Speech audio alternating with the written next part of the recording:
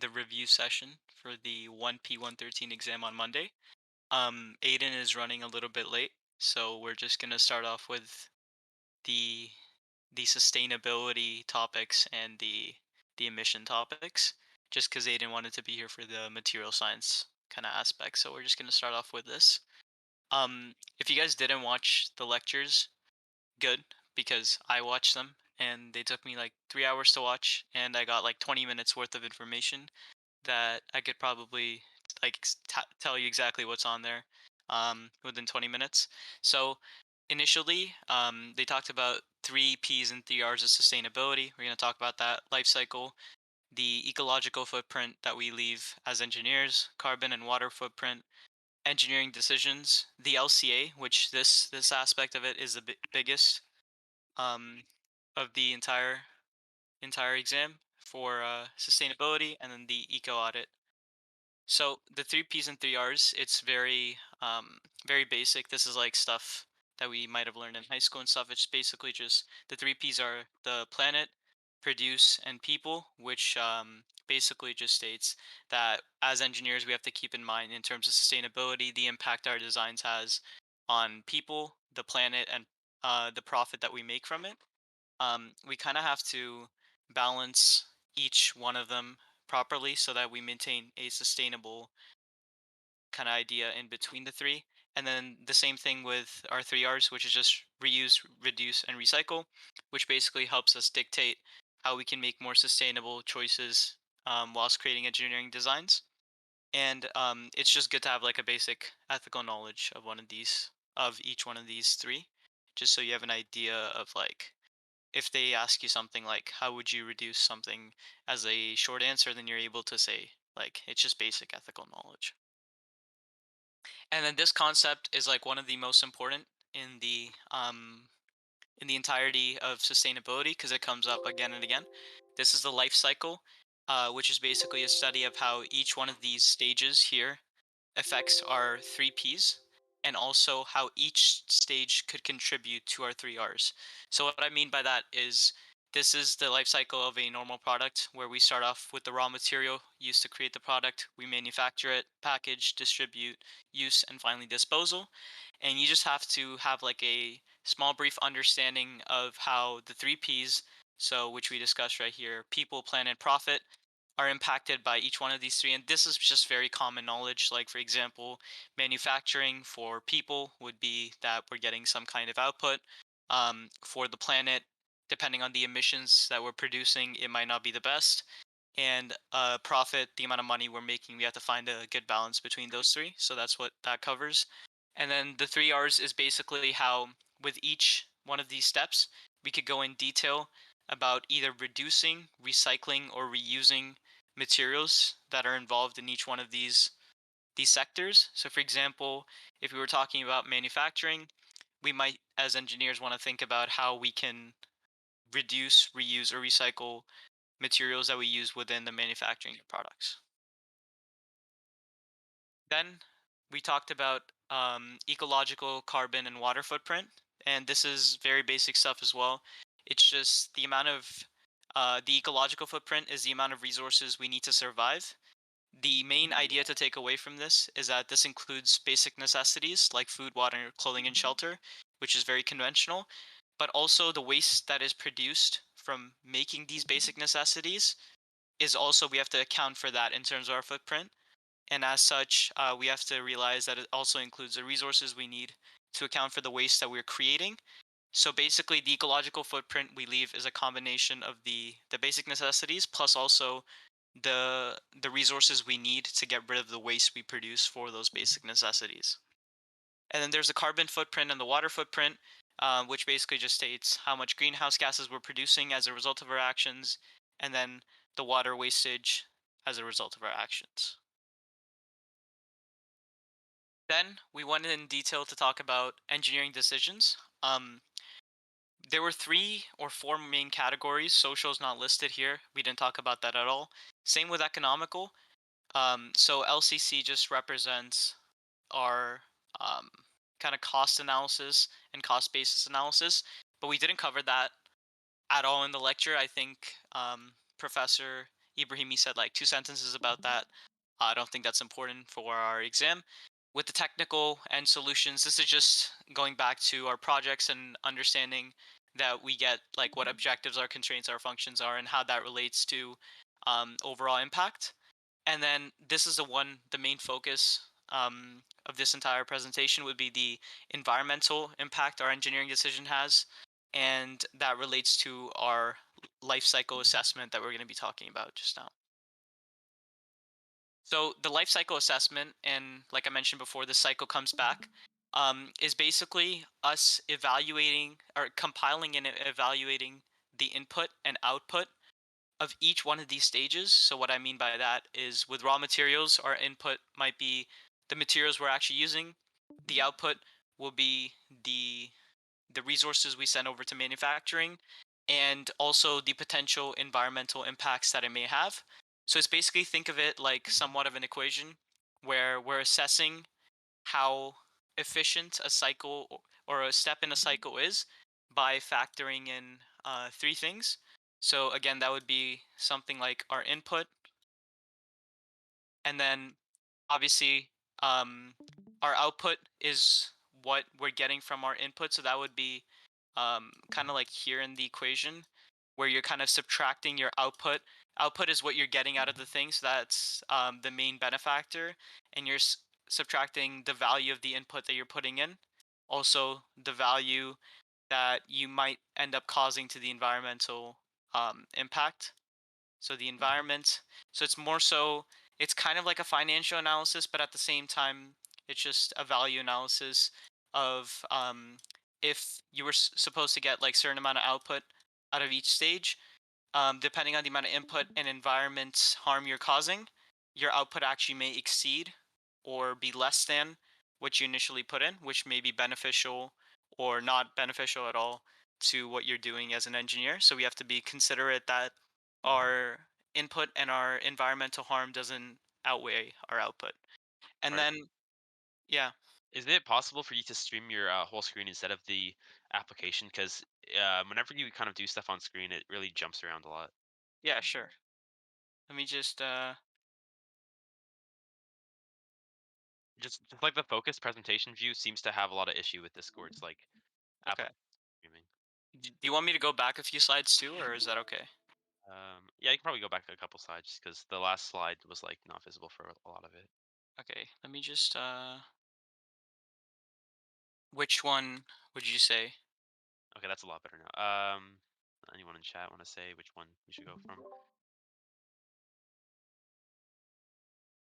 This right here, beginning again.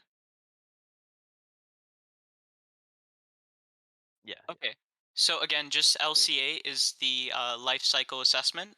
So with each one of these steps, we want to evaluate, we want to compile our data and evaluate how our input with what we're putting in into this step. So for example, if we are creating some kind of furniture with wood, we want to kind of assess the we want to kind of evaluate and put a valuation at our input and our output, and also our potential environmental impacts, whereas we're kind of weighing if what we put in as input and what kind of harm we're causing to the environment outweighs what we're getting out of what we're doing, if that makes sense. So basically, like I wrote earlier, it might have been glitchy. If we have, we're getting a certain output from our um, from doing something, we want to kind of weigh that against the input that we put in. So we're kind of subtracting the value of that, and also everything we're taking away from the environment in terms of how we're harming it. So the environmental cost and that kind of, so this is not like an equation that we're using or anything, it's just an analysis, just so you can see it like mathematical terms, would be the valuation of our output subtracted by what we're putting into it and also the harm we're causing to it. So if obviously if this was a positive number, we know that our output, what we're getting out of making a certain design or furnishing something, outweighs the input and our environmental cost. So obviously it's a good benefit to our engineering design. Otherwise, if it's negative, then we know that it's the what we're getting out of the design isn't worth what we're putting in. So at that point, we have to take a step back and kind of create an analysis if that's actually worth it for us or not. And then we talked about how we could evaluate potential environmental impacts. And this would be, like I said, by looking at each one of these steps and seeing how the product, processes, or activities is impacting the overall output that we're getting from it. And like I said before, this brings us back to this life cycle. So, this terminology, cradle to grave, came up several times throughout questions that I was doing. And it's an important thing to know just because I've seen a few multiple choice regarding this, and just have a good understanding or even a basic understanding of this would be really helpful. I'm guessing for the test because I feel like we would have at least two, maybe three multiple choice regarding this. So cradle to grave, all this means is that when we do a LCA, a life cost assessment, what we're doing actually is we're looking at it from birth to so the point of our raw materials all the way to its death when we're disposing of that item, and that terminology is referred to as cradle to grave. And then there's three stages in between that can be subdivided. You could have subsections to define each period. When you have someone saying, let's an- analyze something, the life cost analysis of something from cradle to gate, that means we're evaluating it from the raw material to its production. Gate to gate is just manufacturing, and gate to grave would be the production to the grave. So this part here would be from its initial stages when we're getting the material to make it and we're making it. Here would be the manufacturing, the outsourcing, the selling of it to people, and then production to grave. It should say use to grave. It would just be when you're using, so from the use phase to the end of life, when a person's using it and then disposing of it. And don't get intimidated by this. This is a very so Professor Ibrahimi used this as an example for mass energy flows, and she said this was specifically for chem kids because apparently this is what chem students are going to be doing next year. But basically, with this, what mass energy flow diagrams are is this is basically an engineering design that someone's made. And what we want to do with mass energy flows is kind of try to minimize the the amount of input we're putting in. So this was just used as an analogy where she wanted to emphasize the point that your input has to be minimized as much as possible to get the most optimized output. And the analogy she used here was that this is a chem system where there's a gasifier and there is a another furnace, I believe, and the temperature of one and the temperature of the other differs slightly. So this one would be at, for example, -20. This one would be at like 30, and she emphasized the point that the energy would be maximized coming out of this system if they were both at 10. So instead of installing another furnace or another cooling system, she emphasized the importance of mass energy flows, where you can kind of build off the designs within your one design, and you can do heat transfer in between the two to get the most optimized output. So again, it's just an analogy to understand kind of that it's best to maximize the efficiency of your design by using what's already there than adding more components that will cost you money and time. And then eco audit. These diagrams might come up on the test according to the professor. Eco audit, if you remember from Lab B, we kind of used it for this case study where we had electric kettles and we used Granta to make these different charts and kind of analyze how with each different stage of the life cycle here, um, the energy output varies or the emissions vary and stuff like that. So it's just you have to be able to read these kind of graphs and kind of understand that the output energy and CO2 emission graphs help us determine the most optimal life cycle output. For example, if you pay attention here to civil aircrafts and family car, you see that the use of their use of the actual product contributes to CO2 emissions far more than when you're actually building, for example, a multi car park or a private house, where your materials to build these things, in terms of the life cycle stages, you're contributing a lot more in terms of input to the raw materials. Whereas with uses of planes, the CO2 emissions are contributing a lot more to its use. So it's just how, it's just again to emphasize the point that different products have different times at which they greatly contribute to the energy or CO2 emissions um, in their lifetime. And then we talked about how we could end product life. So some of these are very basic. I won't be going over them because they're kind of like ideas that we've already talked about, or they're just very simple just by looking at what they're saying. Reusing, recycling, remanufacturing, and downcycling. We've talked about in lectures previously. Um, it's not really something that you have to know. I think you just have to know that there's six different ways that you can end product life, and the more complicated ones kind of went over in the lecture, where it's combustion.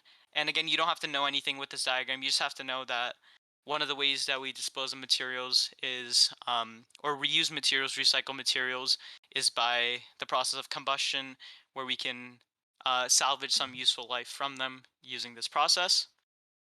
And then also, landfills is another way of disposing that we talked about. And I think this is important to know that if we have a question about which one's the least optimal, you know that landfills are the least optimal because they harm the planet. Dumping waste into a designated area obviously isn't very good for the planet. And the fact that plastic waste doesn't decompose very easily also is a great benefactor to why landfills are not the best method of disposal. And that is all there is to engineering sustainability. I watched 3 hours of lectures for that to get 20 minutes worth of information. Uh, we can talk about net emissions, but we could instead do materials first if you want to do that, Johnny. Yeah, let's breeze over some stuff quickly. Before materials, also, do you want to look at the chat and look at Green RMD's last question, just see if you can think about that one? I'll talk about. Yeah, Why sure. don't I Let me look Oh, at I turned the. my iPad off. That's the issue. Okay, I'll go over the other questions that were asked, and then we'll go over some practice. So, see, let's bring this over here. All right. So these are competing questions. The first one is to do with boundary cases and like abnormal cases, right? So just to recap quickly, that we have like three types of cases for testing, right? We have normal, boundary, and abnormal. So normal cases. So let's say you have a function and the function has some logic inside, right? So a normal case is a case that is just like in that middle area of the logic. So let's say you're like checking inside of your function, you have like if n is less than 3 and or let's say if n is greater than 3 and less than 10. So let's say you pass in n of 5, that's kind of normal because that's like between the ranges. That's a normal case. You don't really need to check it easy like that much. You kind of, if one normal case works, pretty much all of them should work. Then a boundary case is to do with like the edges of the logic, right? So I said n is greater than 3, so you might, Johnny. yeah. Um, I don't know if this is an issue for anyone else, but your stream is at max occupancy. Here, I'll just. I think Jacob is also streaming to double up. I think I don't know. I'm looking at Drave's screen and it's on the question, not the what you're. Are you writing something right now or no? No, it's on the question 'cause I'm just speaking. Oh, These are okay, just okay, like okay. talking points. Sorry Yeah. about that. Yeah. Right. So then a boundary case is where you take the logic and you're looking at the very edge of that logic. So I said n is greater than 3, less than 10. So let's say you pass in 3 or 10. Those are boundary cases because you want to make sure that the very edge of your logic works because all the normal cases are pretty much testable in one go. If one works, most of them will work. But your boundary cases, let's say you wanted to actually use less than or equal to 3 because you wanted, I mean, greater than or equal to and you want it to include 3.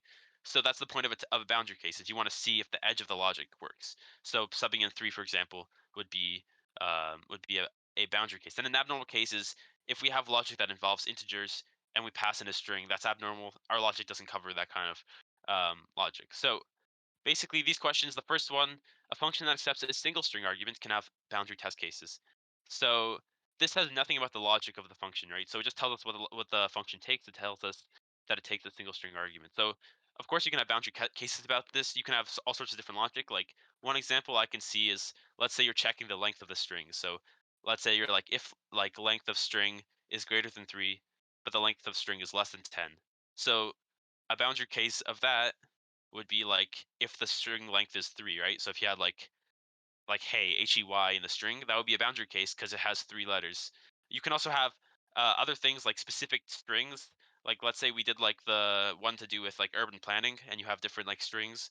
So you could have test cases like with boundaries like that. But there's lots of different logic you can think of. If you can think of an example to use like logic, and then there'll probably be a boundary case. So that one definitely has boundary cases.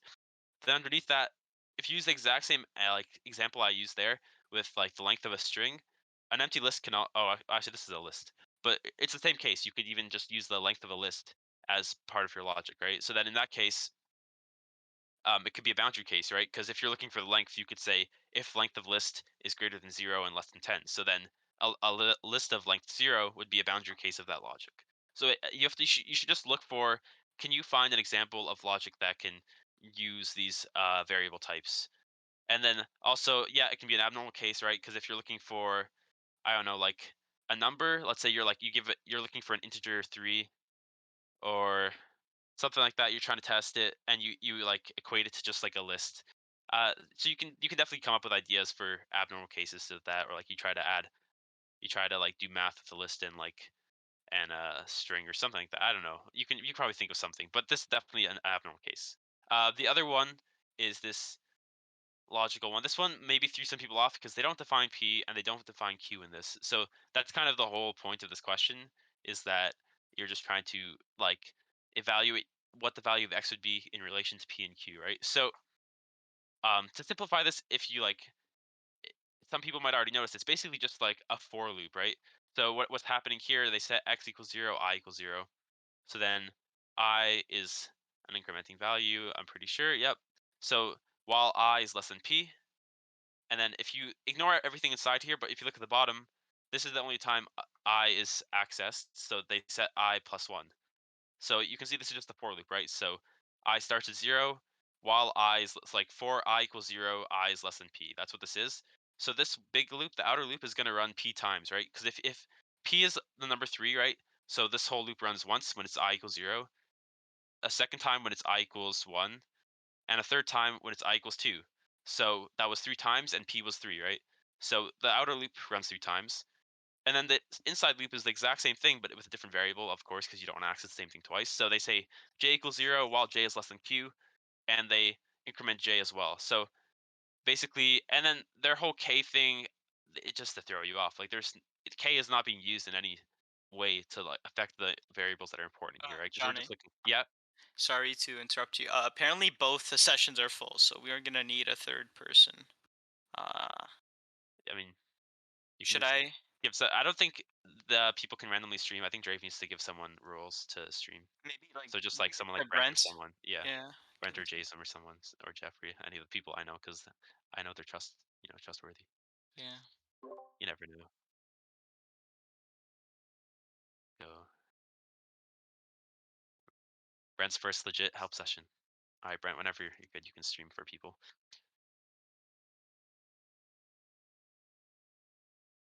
Unless he stepped away, and then he might not be here.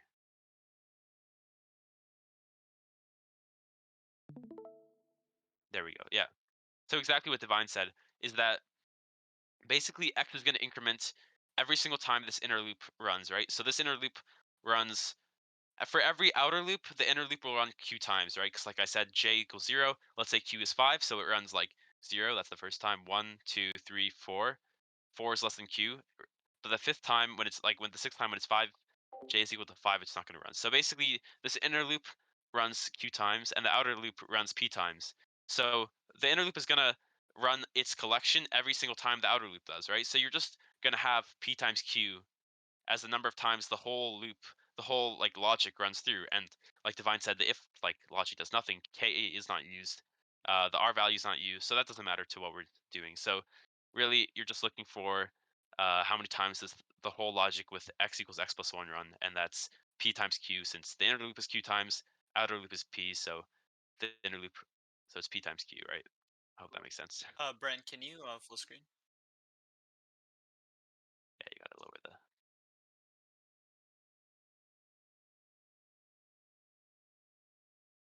You can just press hide members.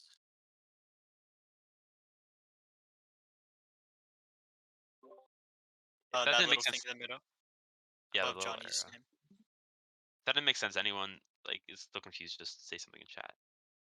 Okay, this one, um, I got this right, but I'm not sure if it's because I did it right, because I had to round a little bit just because I think maybe the numbers I was using were like a little off. Um, Yeah. this one was a It's little weird. Yeah, it's a rounding thing. yeah, okay. Because basically, so they tell you the temperature, right, and you're looking for conductivity of intrinsic silicon, right? So what they give you here. I can't really see it in this one, but intrinsic carrier concentration. So you're looking at 150 degrees Celsius or 423 Kelvin. So you're basically just like lining it up, looking for it. So it's like 10 to the 19 point like 5, something like that. And then you're looking down here. This is extrinsic. Oh no, electron mobility. This is hole mobility. It is like parts. Do you know why they have the different colored lines here? I didn't look too closely at this question when I was doing it. I kind of just used the solid red ones at the top. Sorry, can you repeat that? What? Do you know why they have the different colored like lines? Like for the it's for different like intrinsic carrier concentrations, right? Because like that's dependent that Yeah. kind of control this. So yeah. So in our case, it was like around 10 to the 20. So I just used the solid red lines. So basically, you're just getting your extrinsic, uh, you're getting your intrinsic carrier conductivity concentration. My bad. And then you're getting the hole mobility and electron mobility from this red line, 423, right? So Did then you you just line it you up. use the when you go to the graph above? Which one of the lines did you use?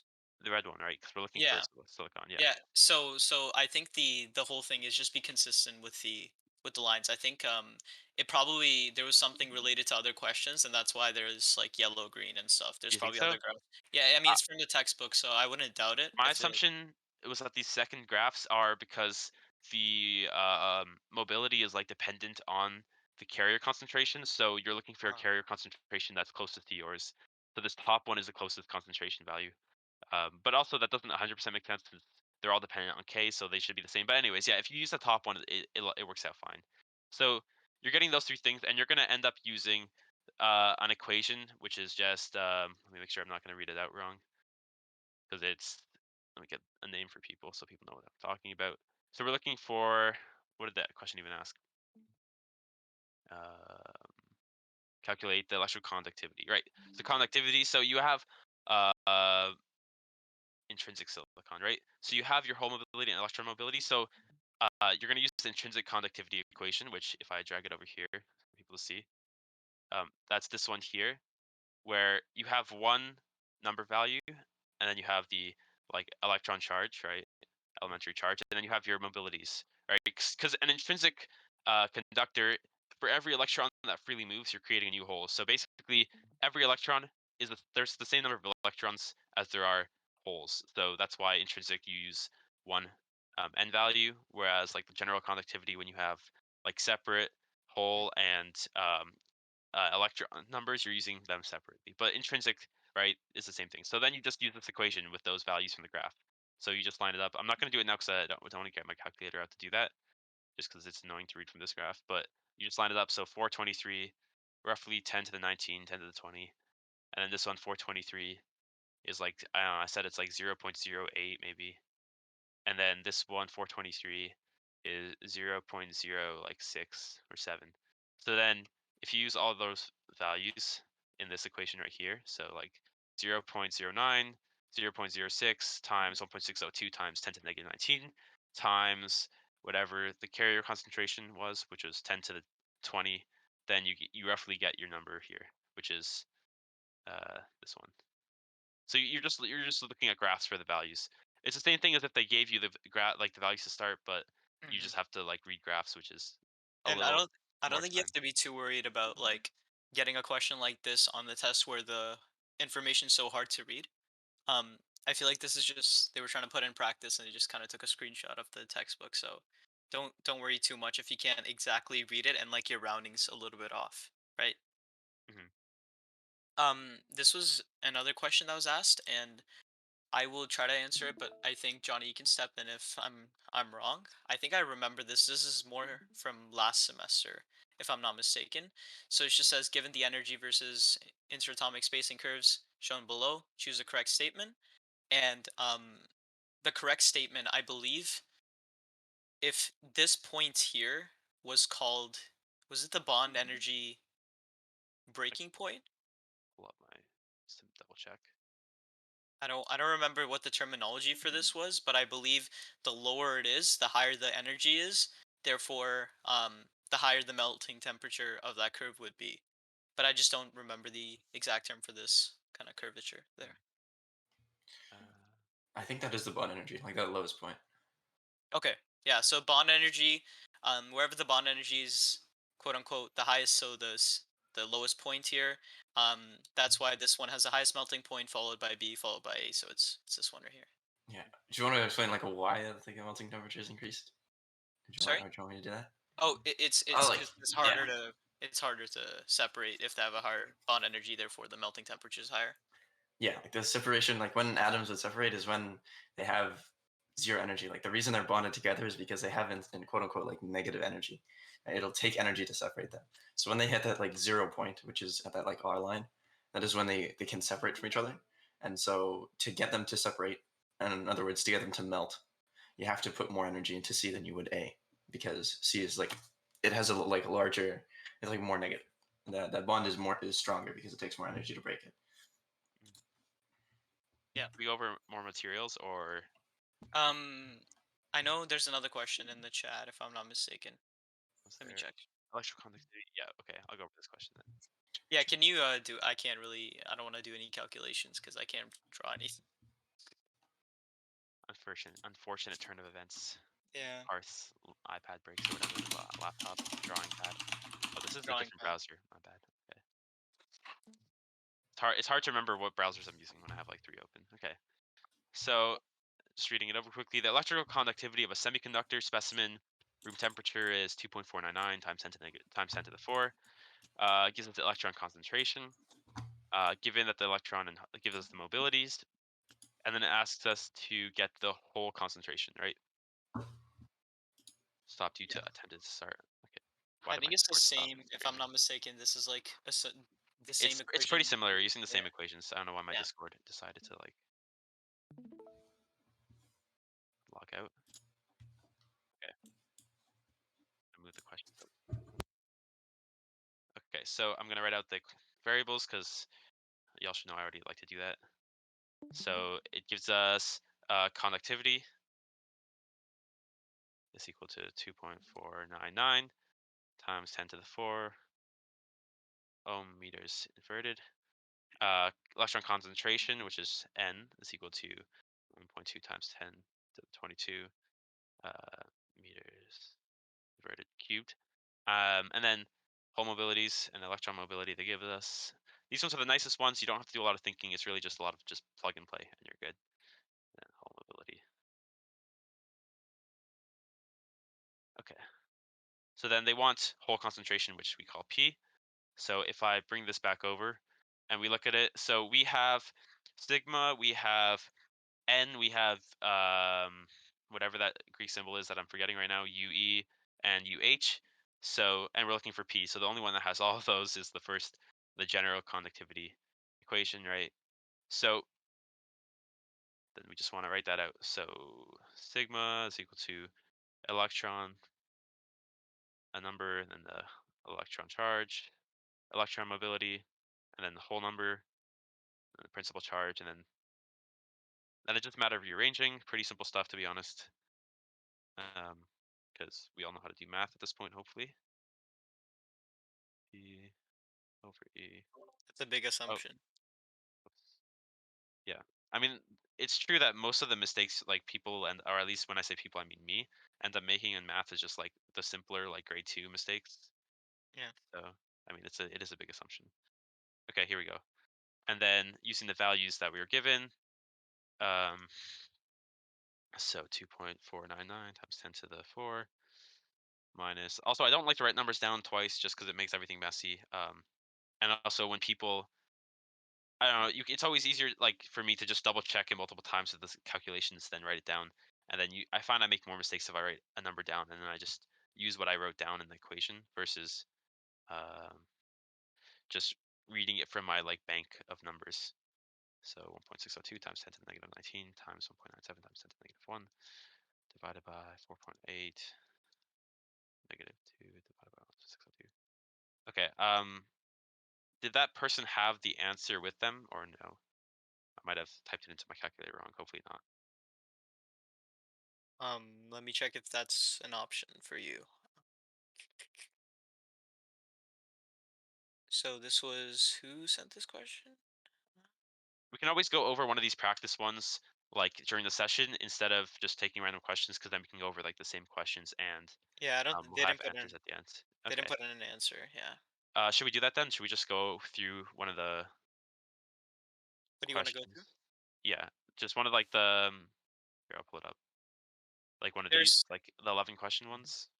there's another one in the chat, by the way. One more.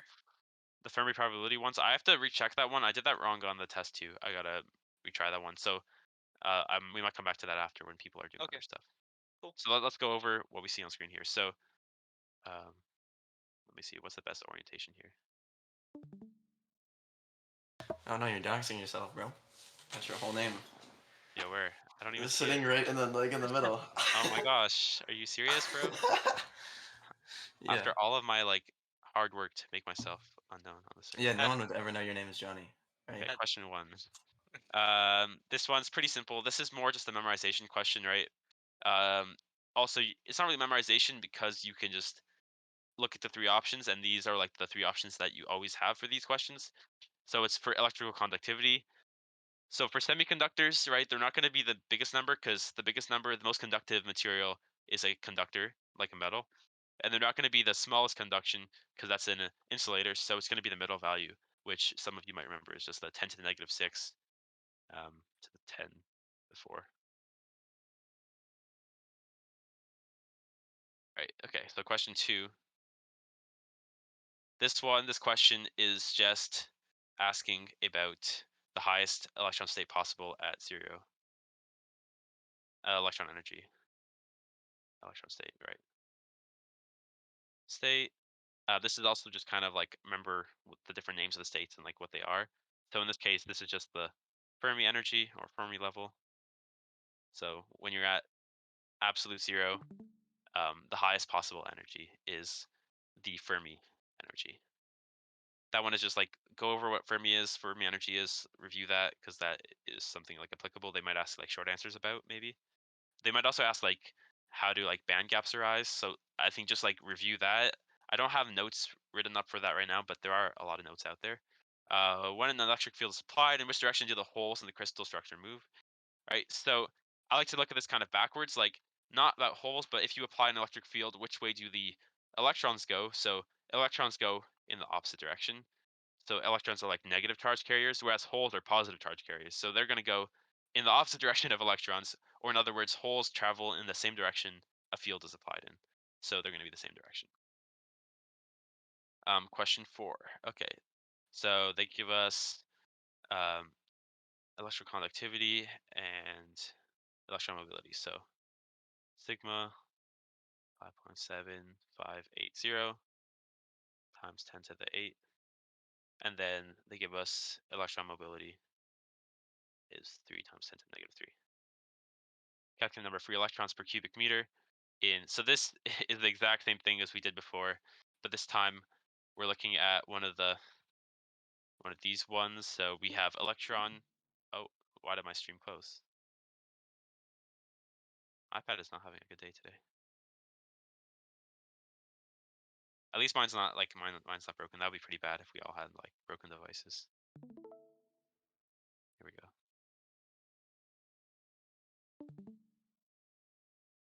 All right, we're back in. So we have sigma and we have electron mobility. So then we're going to use this one right here. So elementary charge, electron mobility, same deal as before. We're looking for n, so we just rearrange sigma over elementary charge times whole mobility. So then if you calculate that, given what we have, 10 to the 8 over 1.2 10 to the negative 19 divided by 3 to the negative 10 to the negative 3. Okay. Sometimes I also write the significant digits down wrong, so if there's a mistake, that's probably what it'll end up being. This one looks kind of wrong, so sometimes it's good to double check.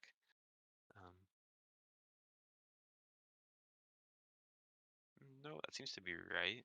Maybe, unless I forgot to convert a value. We'll see. It'll probably be if when there's mistakes in the past, it seems that it's usually because um, significant digits are not significant digits, the like factor on the 10. Okay, question 5. Which type of carrier will be introduced into a semiconductor by the presence of an acceptor impurity, right? So you have the two impurities, so you have P and N doping and P doping, N type doping and P type doping. So N is when you have electrons added, so it's like a group 5 element, so it has one extra electron compared to silicon. So there's an extra like donator impurity versus a group 3 donator, or not, which it gives a whole donator, which is called an acceptor impurity because it can accept electrons. So in that case, we know it's a hole because holes can accept electrons. Okay, another question like this.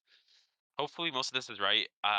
Don't trust that everything is. Like I kind of learned most of this yesterday. Um, so we'll see for sure what the final answer is, but don't be disappointed if like something is slightly wrong. I'll be disappointed though. Electroconductivity. I'll be disappointed in you, John. Don't worry, I'll be more disappointed. No, it can't happen. I'm more disappointed. This is the last day I can basically study for this exam. It's awesome. Electron concentration 2.71, 1022. And they give us the mobilities like usual. Electron 8.860 times 10 to the negative 1. And then hole is, oh my god. Oh, I'm out of space here. Forgot I have to like manage space like that. Okay, 8.10 times 10 to the negative 2. And then we're looking for hole concentration, which we know is P. This seems like a really similar question. I think we just did one of these, right? So we have all of these. We can write down the general equation, which is just N this charge times electron mobility plus P concentration, electron charge, and rearrange, same equation we used before. But this time we'll see what the answer is. Okay, let's calculate it quickly. That's 2 times 1.602 times 10 to the negative 19 times 8.860 times 10 to the negative 1 divided by 1.602.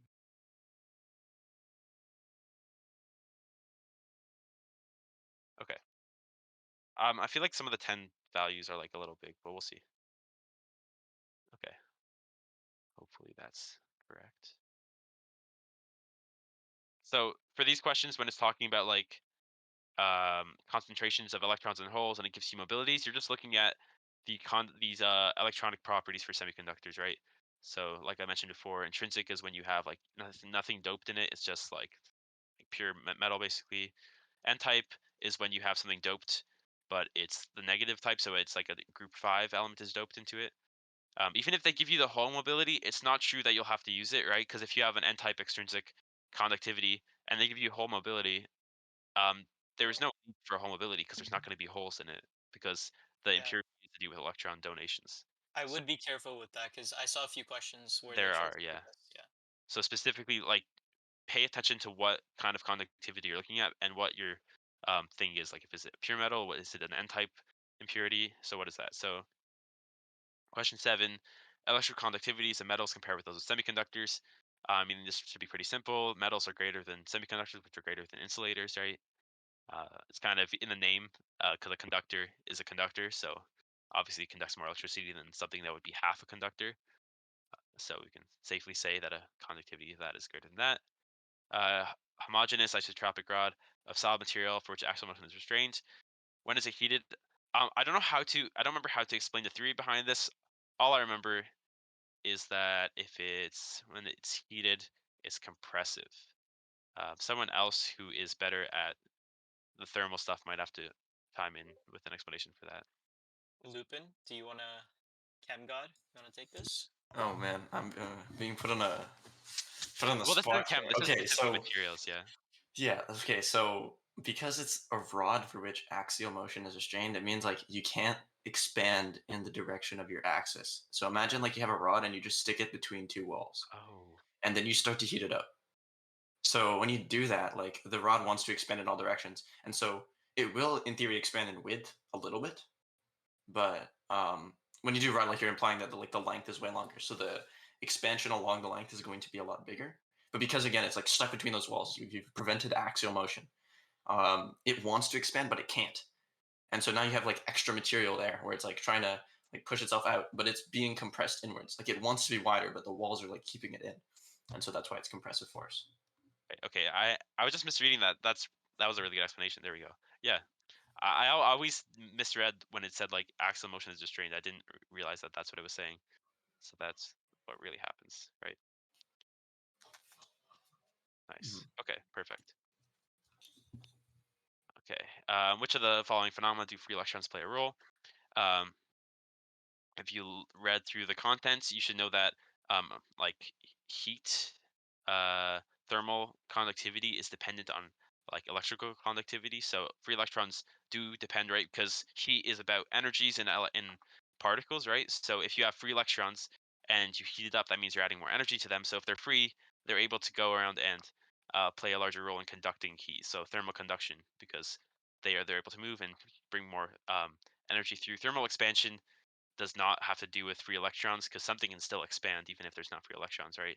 Like nothing says that this rod over here has free electrons, and that's why it wants to expand. It's just so thermal expansion is like more dependent on.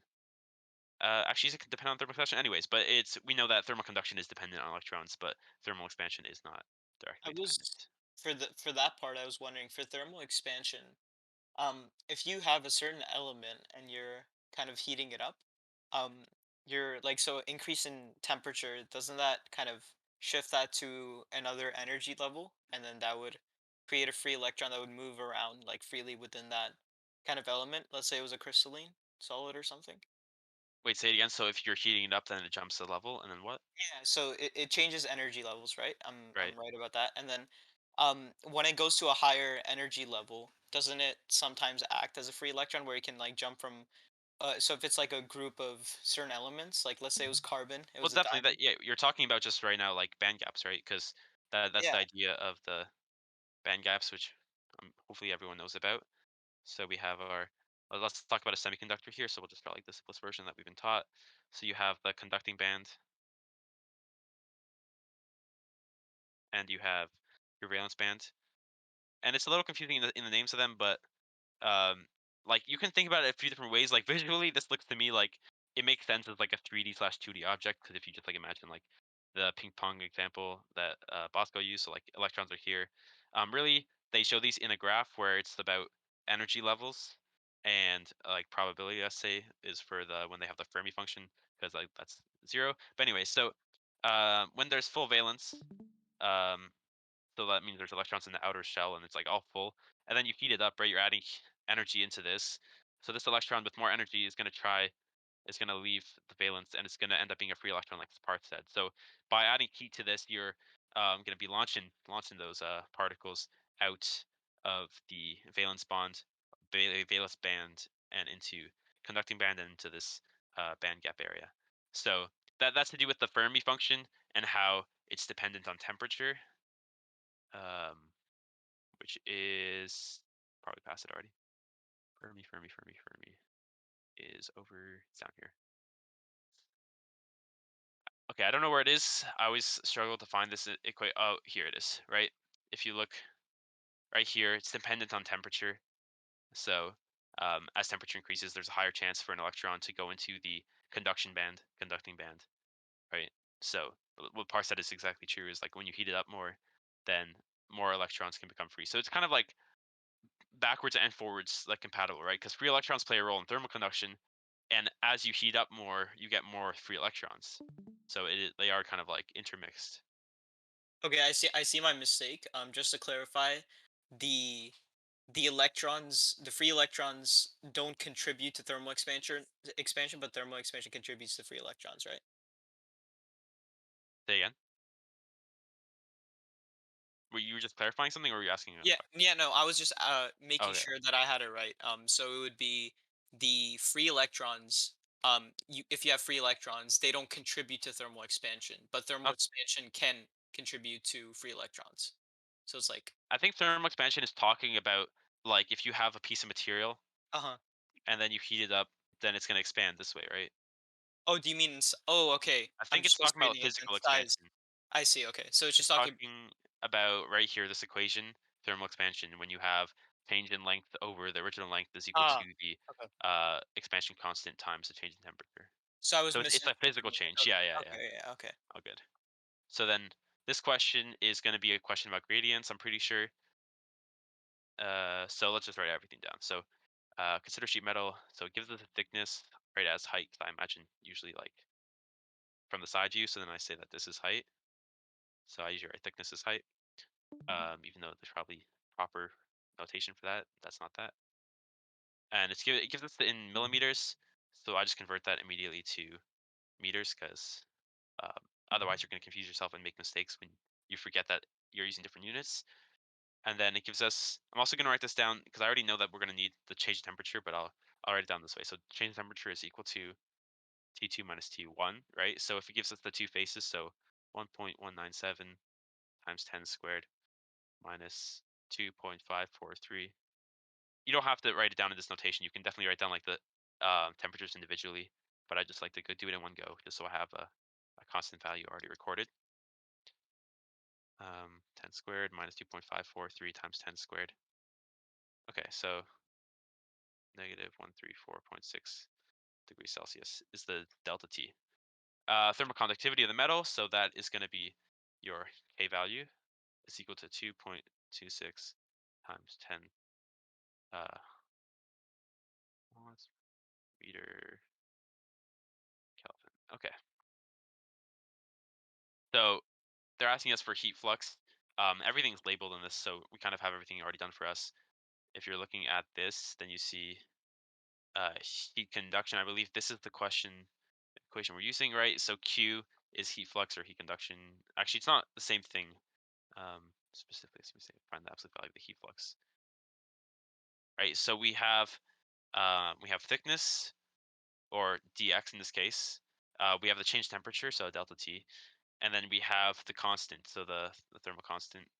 So then if we write it out without dropping this, if I'm making a mistake, someone feel free to correct me. Like, I feel like we should clarify what steady state means because like the fact that there's a derivative there might throw people off. But to like simplify it, Bosco made it so that like we assume steady state is literally a straight line. It's just like a fixed slope. So you can take dt over dx as literally like the final versus the initial, like we used to do a long time ago for like slope of a line. Um, and like yeah, that's just like that's what we describe as steady state. Because sometimes some materials have like if you look at like cross section and you like graph the temperature over time, it's like quadratic or it's a bunch of weird shit. We don't do that in this course. To make it really easy on us, we assume that steady state is just a line. Like it's just the initial temperature is some height, and then across the thickness it's some other temperature, and it's just a straight line between them. There's no actual function mapping like that heat difference, and so that's why we can do dTdx over just final minus initial over thickness. yeah. So you can definitely understand that, or you can be like me and just like trust the formula sheet has the answers. But I think definitely it's a good idea to know the concepts. If you're learning stuff last second, it generally ends up you being like more dimensional analysis kind of work, and then you like learn the concepts based off the numbers more than what they mean. But anyways, all right. Question 11.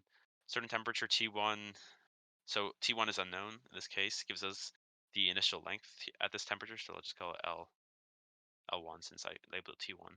So then L1 is equal to 1.240 times 10 to negative 1 because we're going from millimeters to meters. Copper alloy containing. So then this impurity percentage, I'll just write down as, let's call it CI because that's what we usually notate it. So that's like the impurity fraction basically. 3.056. Oh, it's 30 in this case. Oh, I had the same question before actually. Percent slash when we use it, we're not going to use it as a percentage anyways. So we can just write it down like this. So that's the same thing. And then the resistivity of this resistivity is 2.7763 times 10 to the negative 7 because there's a 1 here and a negative 8 there. Just so lose what I'm doing with that. And then, oh, that's not even visible. And then for pure copper, so then they're going to give us other numbers. So basically, I think it's pretty identifiable at this point. So I'll finish writing out the values and we'll go over what they're doing. So this one, this R value, this resistivity value rho is at 0 degrees Celsius. So we call that rho 0, rho naught. So 1.58 times 10 to the negative 8. They give us the A value with the A constant, which is just the amount the resistivity changes per degree temperature. So that's just underscore like lower case a ohm meters per degree Celsius. And then they give us the A capital A constant for the impurity. It's just 1.18 times 10 to the negative 6 ohm meters. And then they give us a coefficient of thermal expansion. So alpha L is 1.5 times 10 to the negative 5, 1 over C. Okay. So they tell us specifically that the resistivity of this alloy is dependent only on the thermal and impurity considerations. So if for um, we're looking for what temperature this change will happen. So this is going to give us a value of like delta L is equal to 3.24. Let me move this over so you can see 3.248. I feel like this isn't like perfect ideal like writing mechanism with like the question here and me writing on the side, but it's the best I can do right now. Oh, this is negative 4 meters. Okay, so I'm going to work backwards a little bit. So what they're asking for, I'm going to kind of reverse engineer. So they're asking for us a change in length, right? So we know that that's already going to be, we're looking right here for thermal expansion because that's telling us how much a material changes in like length based off of the temperature, right? So I would just write that down right away. So delta L over L naught is equal to thermal expansion constant times change in temperature, right? So this is an unknown. And then I'm actually going to expand this. We're going to write it out. Here is equal to expansion constant. And then this delta T is T2 minus T1, right? Because the issue here is that we can't calculate delta L right away because we don't know what this T1 is. We're given T2 in this question, I believe. Where is it? Oh, actually, we're asked for T2, right? Yeah. So we don't know both of these. So my bad. This is not. You'll have similar questions with just different like different unknowns, but in this case, both of these are unknowns, and this T2 is what we're looking for. So if we have a second unknown, but we're not looking for that, we need to create an equation for it. So if we're given resistivity values, we know already we're gonna have to look at resistivity equations. So scrolling up quickly, um, it tells us that it's only going to use thermal and impurity resistivity. So if we know that total resistivity rho is equal to R thermal plus R impurity, then plus, not in this case, but plus D, we'll just cross it out, but the dislocations, so that doesn't matter, so we don't use that. So we're just using these two, write them in, so that this is rho 0 plus a temperature. So this is relating to the base metal, right? So this is relating to the copper, we have all those values. And then the impurity resistivity, so which is this A capital A constant times the impurity fraction, 1 minus impurity fraction. So this is the resistivity caused by the impurity, which is the nickel, or whatever material they use in this case, but I think it's nickel. So we want to, in this case, this is the unknown we're looking for, this T. So we're just going to rearrange, isolate for that. So T is equal to rho minus A, 1 minus, oh, I'm going to move over so you can see, Ci over rho, oh, my bad,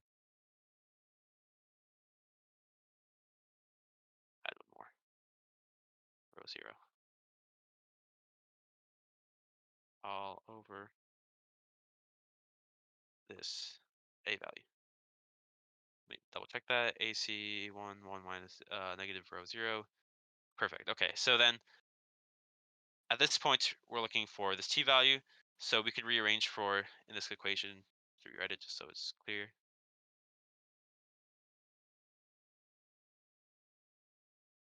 We're looking for this, so we need to rearrange for that. So I'm just going to bring stuff over. So T2 is equal to delta L over L0 expansion constant plus T1, right? And we have our T1 equation.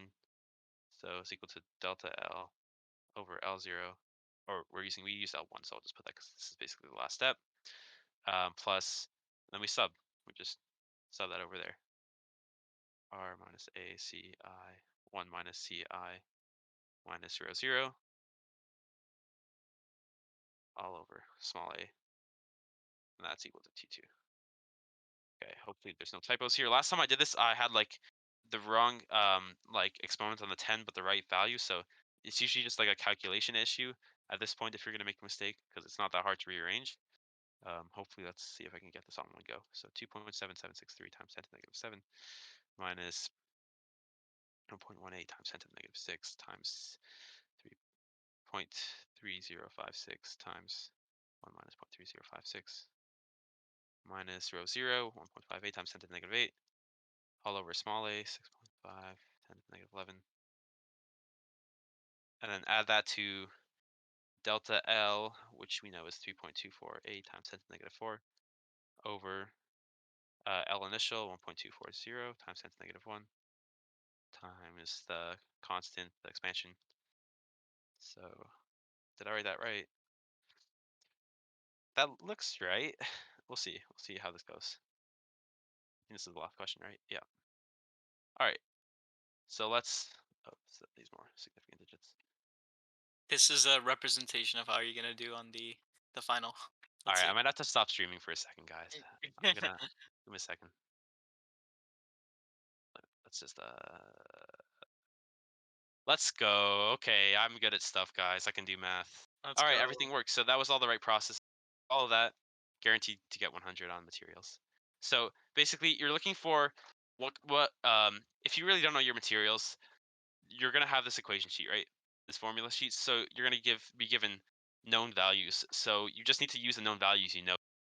Analyze which equation works best. So if you're given conductivities and you're given mobilities and you're given like concentrations of hole and electrons, it's going to be one, right? And then dependent on what you're given and what it's asking, let's say like intrinsic, n type, p type, it's one of these, right? Down here, um, if they're giving you a temperature change and a thickness, it's usually going to be about heat conduction. So the temperature change is dt, the thickness is dx, right? Because this is a temperature gradient, and then they have a thermal constant. So you should get used to what equations go for what. So that's it sounds like a lot like physics in terms of the style of problem solving. Yeah, I mean, it's not about physics; it's about just like equation arranging. Really, like dimensional analysis for everything. This kind of like problem solving is not specific to one brand of science. Yeah, just to add to that, it's literally as long as you're able to analyze like Johnny said multiple times the units and what's going on with what you're given, you can usually figure out the type of equation that you need to solve for whatever it is. I'm just so thankful I did not mess one of those up. The pressure came through, and I don't think Bassem's even here watching anymore. So sad. No, Bassam pieced out. It's kind of a shame. He left like near the beginning. Okay. Um, yeah, like Uh, I did. Like if you're confused about like the DXDT thing, like someone asked me in the chat, I have a couple of pictures. I can like, if anyone's like confused about my explanation over text, I can try and like verbally explain it. Maybe get my iPad in here and draw it out. But there's a reason like DX or like DTDX is linear, and it's just because we're assuming the temperature gradient through a wall or whatever is in line. Normally it's not. Like in real life, it couldn't be. It depends a lot on the material, and so we can't make that assumption in other times. But for this course, you can. Um, and yeah, knowing what, like as Johnny mentioned, just to add on to that, knowing what variables means what is really important. Like knowing like mu e is like electron mobility will help you out because they're not going to write mu e equals whatever on the exam. They'll write like the electron mobility is x. So if you want to be able to use the equations, just make sure you know what the variables mean too, and what they're actually like, what they'll say they are when they're written out. let's see. I do have a Are there couple of questions. what Oh, are go the ahead. questions about? I There's see. There's one about test cases I can talk about. Yeah, there's sure. one Go for it. there's one for n-type semiconductors, which is really quick if you want to do that, Johnny. Or I could do it. It's Where's like I got it. I got it. Oh, it's while the I'm here, last. might as well. Okay. Um. Okay, so for an n-type semiconductor, n type by the means way, like Aiden, you're not negative type. streaming. Yeah, you're not No, streaming. I am not streaming. This is Okay, okay. You Okay, did okay. verbal explanation. um. So like n and n type means that like negative, which means like there's an excess of negative charge carriers versus positive charge carriers, which in this case would be like holes are positive charge carriers, electrons are negative charge carriers. So for an n-type semiconductor, you're going to have a lot more electrons than you are going to have holes because electrons are the negative. They're the n in that n-type. Mhm. Yeah. So it's just like also you could just think about doping. N-type doping introduces free electrons, so the electron concentration has to be greater than the whole concentration there. Yeah. So it's C, basically. Fastic, so it's C. That's your answer. Okay, so there was one like way up about like what a test case is. Are they back? I thought someone mentioned, yeah, someone mentioned tagging them. So let me do that right now.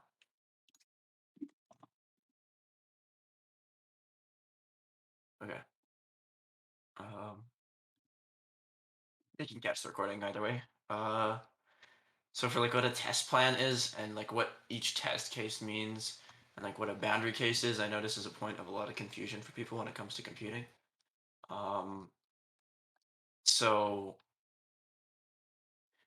in some ways, like boundary cases really like only show up when you have like a specific number that your function depends on. So for like the first example test plan that like Green RMD has, maybe I should stream to be honest. It might make it easier. Let me stream my Discord. Screw it. Okay, okay. All right. So for this one, um, you know what? Screw it. I'll just open it in my browser.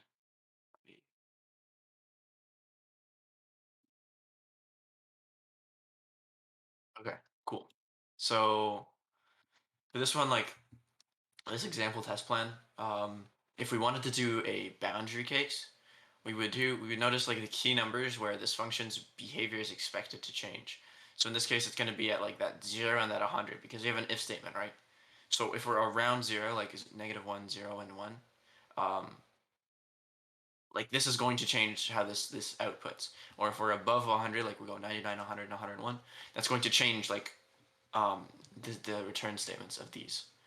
So like for example, if we have -1 here, um, then this condition fails immediately. So then that it doesn't even compute the and. This condition fails, and then it'll return solid. If it's at 0, then this condition passes, right? And if it's also less than 100, so that condition passes, so it will return liquid. Like now your function has changed around that number, right? From -1 to 0. From that tiny little change in number, you've now returned from solid to liquid. So that's what like a boundary case means. It's like literally those numbers like that are right on the edge of changing the output of your function. Um, in terms of like normal cases, is if you put something like that's pretty far away from these boundaries. In other words, like if you put the temperature as 50, like you'd easily expect that to be liquid because it's so far away from all of these boundaries. And so like you do 50, you do 120, you do -15. Like those are all like relatively far away from the boundaries, and so those would be considered normal cases. Now, uh, what was the last one called? I can't even remember. I called them like edge cases, but they're not. There's Um, normal, boundary, and abnormal, right? Abnormal cases, right? That's what it's called. Abnormal cases would be if you put in this function and you put something completely like something that no one would normally do, and you're just really trying to break your code or see what happens when you do some like weird shit. So in this one, it's like if you throw in temperature equals true and you toss that in here, like um, no one actually expects your temperature to be true. I mean, that's completely impractical. Like, what does that even mean? But for a computer, it's going to interpret it as like true equals 1. So it'll probably return liquid. But those are like the things you just gotta test. Like, will it return liquid? Will it break your function? If you put temperature as a list of like 0 to 4 and you put that in, like, this is going to break because you're gonna have a type error. Um, so abnormal cases are you trying to break your code and see what happens and like see if like basically your user is really stupid and whatever the hell they want to put in, see what happens to your code. And so that's like the difference between the three types of test cases.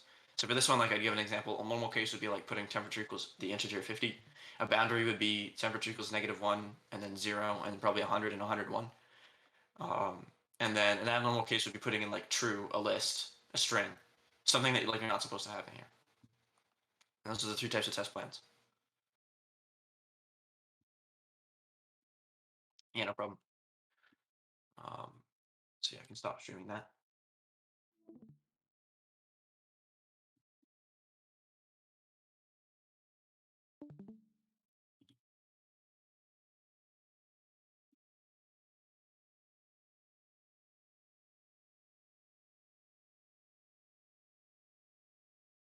You guys are more than welcome to solve it. If your Nina's question, like I'm just gonna base it off of what you know.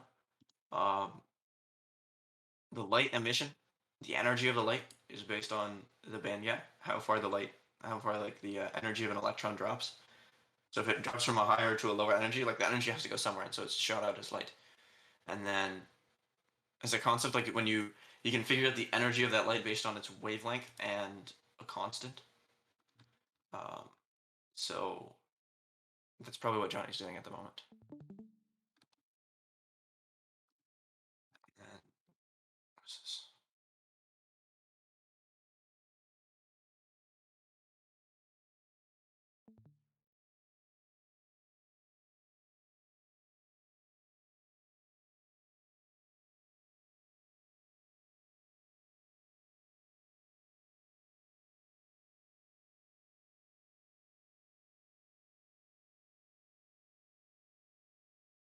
I think Johnny has it written down already. I don't know if he can. Is he Oh, am I talking? muted? Oh my Yeah. gosh. Okay, that's awesome. That's really funny that Very I've been muted very for the nice. past few Very minutes. Okay, nice. quickly, because it doesn't take that long. These are pretty easy questions when it talks about light emission. It's one equation you need to use. It has only two I possible have no clue what's unknowns. going on. It's the This either is the the one. lambda the value or the band gap value, right?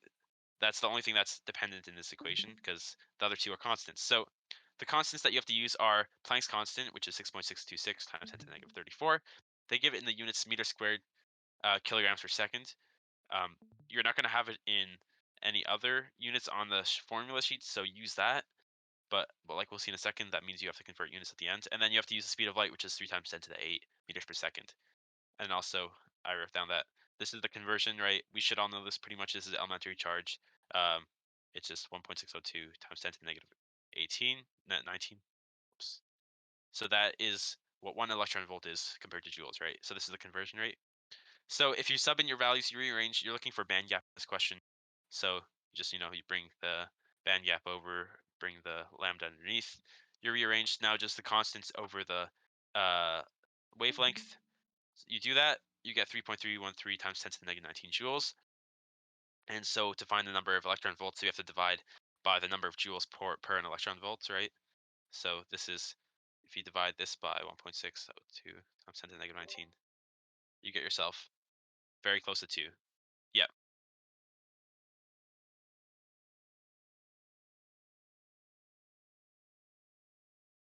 Yeah. Let me uh let me see. I'm opening it up here, streaming. I wish my stuff updated as fast as Aiden's does with here we go.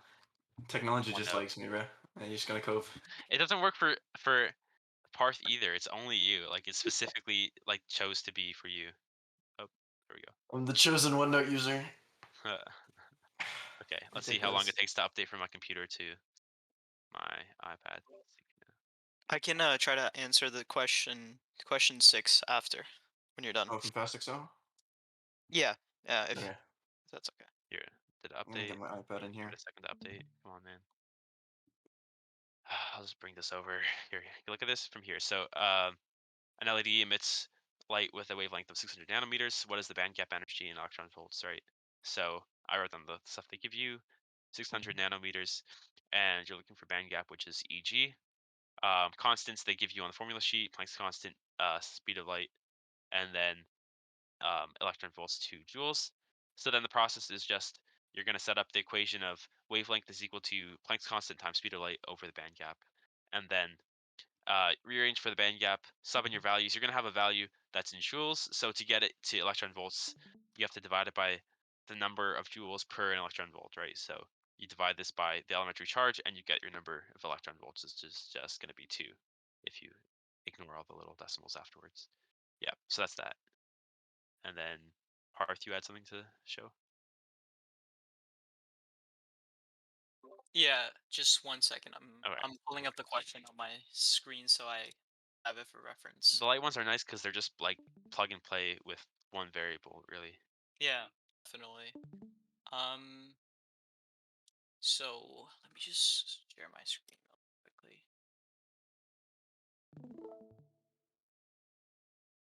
I wasn't this one. It's this one right here.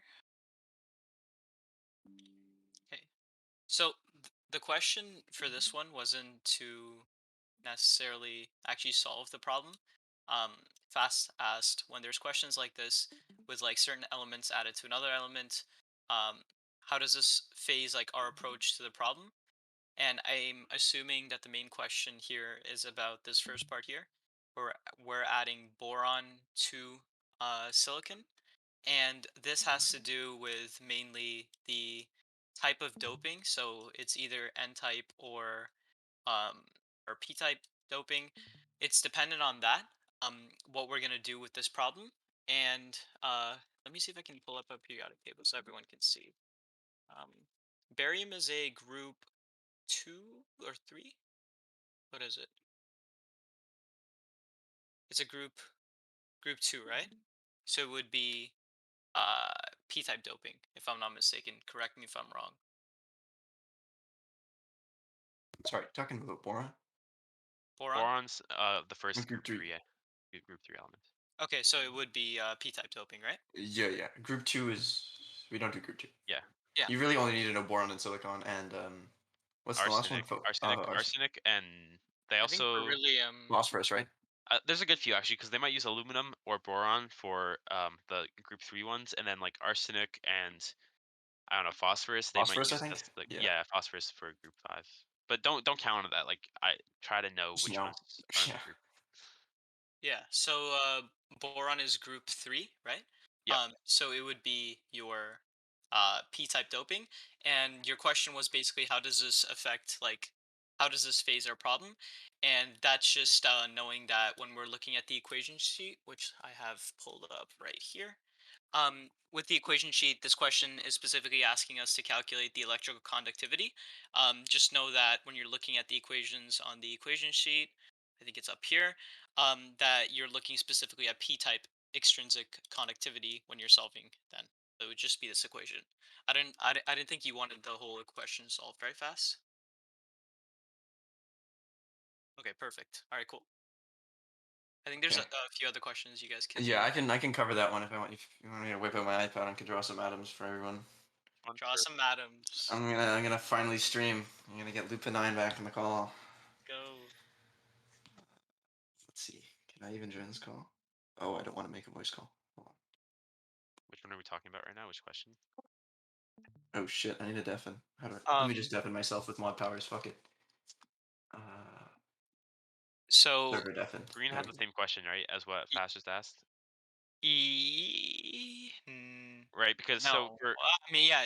Sorry, yeah. I'll open the image in the screen. So And for this also, question, if you can yeah, answer uh Pranav's question, he asked the same question. It's basically related to that. It's right what is Yeah, it? underneath yeah. it. Oh, I'll cover them both in this one. This Oh, one. okay, you'll cover them both. Okay, so Yeah, I'm yeah. not gonna cuck you. I'll let you do it. Yeah, come on now. You gotta let me do my iPad thing.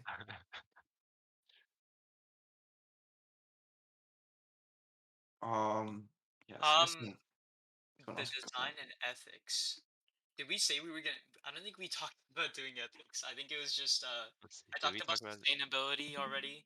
And then I'm gonna talk Okay. about reducing emissions towards the All end. right. Can you see my stream all right? Is the question. Let's see. Let me join yours. Lupin's I promise iPad. nothing. I was joking, Green. I don't have an ethics slide. I'm sorry. So we're just like Yeah. Okay, it's buttery smooth. it is better. Oh my gosh, fitting just works for him. Oh, this is streaming directly off the iPad. What you mean? All right, I'll make a Okay. slide quickly. So the so for like the difference between p type and n type really depends on the number of electrons. Okay. So this is gonna go back to chemistry as much as you guys thought you were done with the chemistry. You're definitely not. Um, but if you think about like, let's say, um, silicon, for example. So if you have Si, like you know that that normally has like if you draw the what is this the Lewis dot structure looks like this. Um, it's like it's got four valence electrons just because of how it's positioned on the periodic table. Like I could go into the quantum, but like it's whatever. You have four electrons here. A group 3 element, for example, just based on the Lewis dot structure, has 3 electrons like this, like boron or aluminum.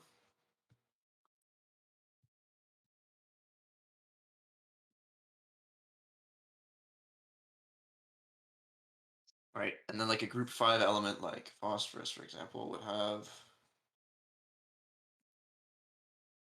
like a double bonded there. Or what was the other one? Arsenic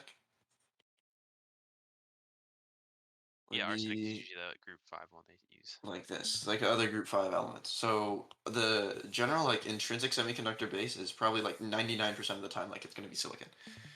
Um, and I think that's just because it is like a semi-metal. It's so like it's there's not really many other options for having a semiconductor base other than silicon. So what happens is like if you have a bunch of like silicon bonds and you have I think them, it's called a metalloid. I think these ones are called metalloids, and that's why oh they use them. yeah, yeah, metalloids. So you have a bunch of silicons, and this is like just like a tiny segment of your like silicon semiconductor metal piece.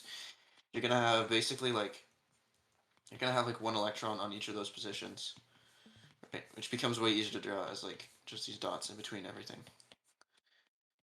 Um,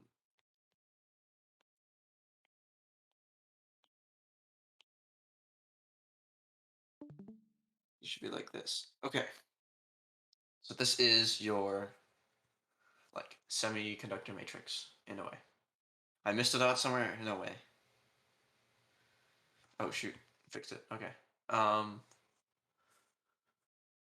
yeah. So this is like what a normal semiconductor would look like, and all of these are kind of like just because of like the way they're bonded together, like they should be like bonded like this in between each other, and like these are going to be bonded to like some atoms electron out here. So when you add something from group 3, which I'm going to draw in yellow for this one, or in group 5, it'll change like the average, um, like the way that like these electrons are bonded. So if I add a boron, for example, in here instead of a silicon, so if I add a B, this one only has like 3 electrons, right? Here, here. Let's put like one here. You'll notice like there's this hole here now, where like normally you had an electron for silicon.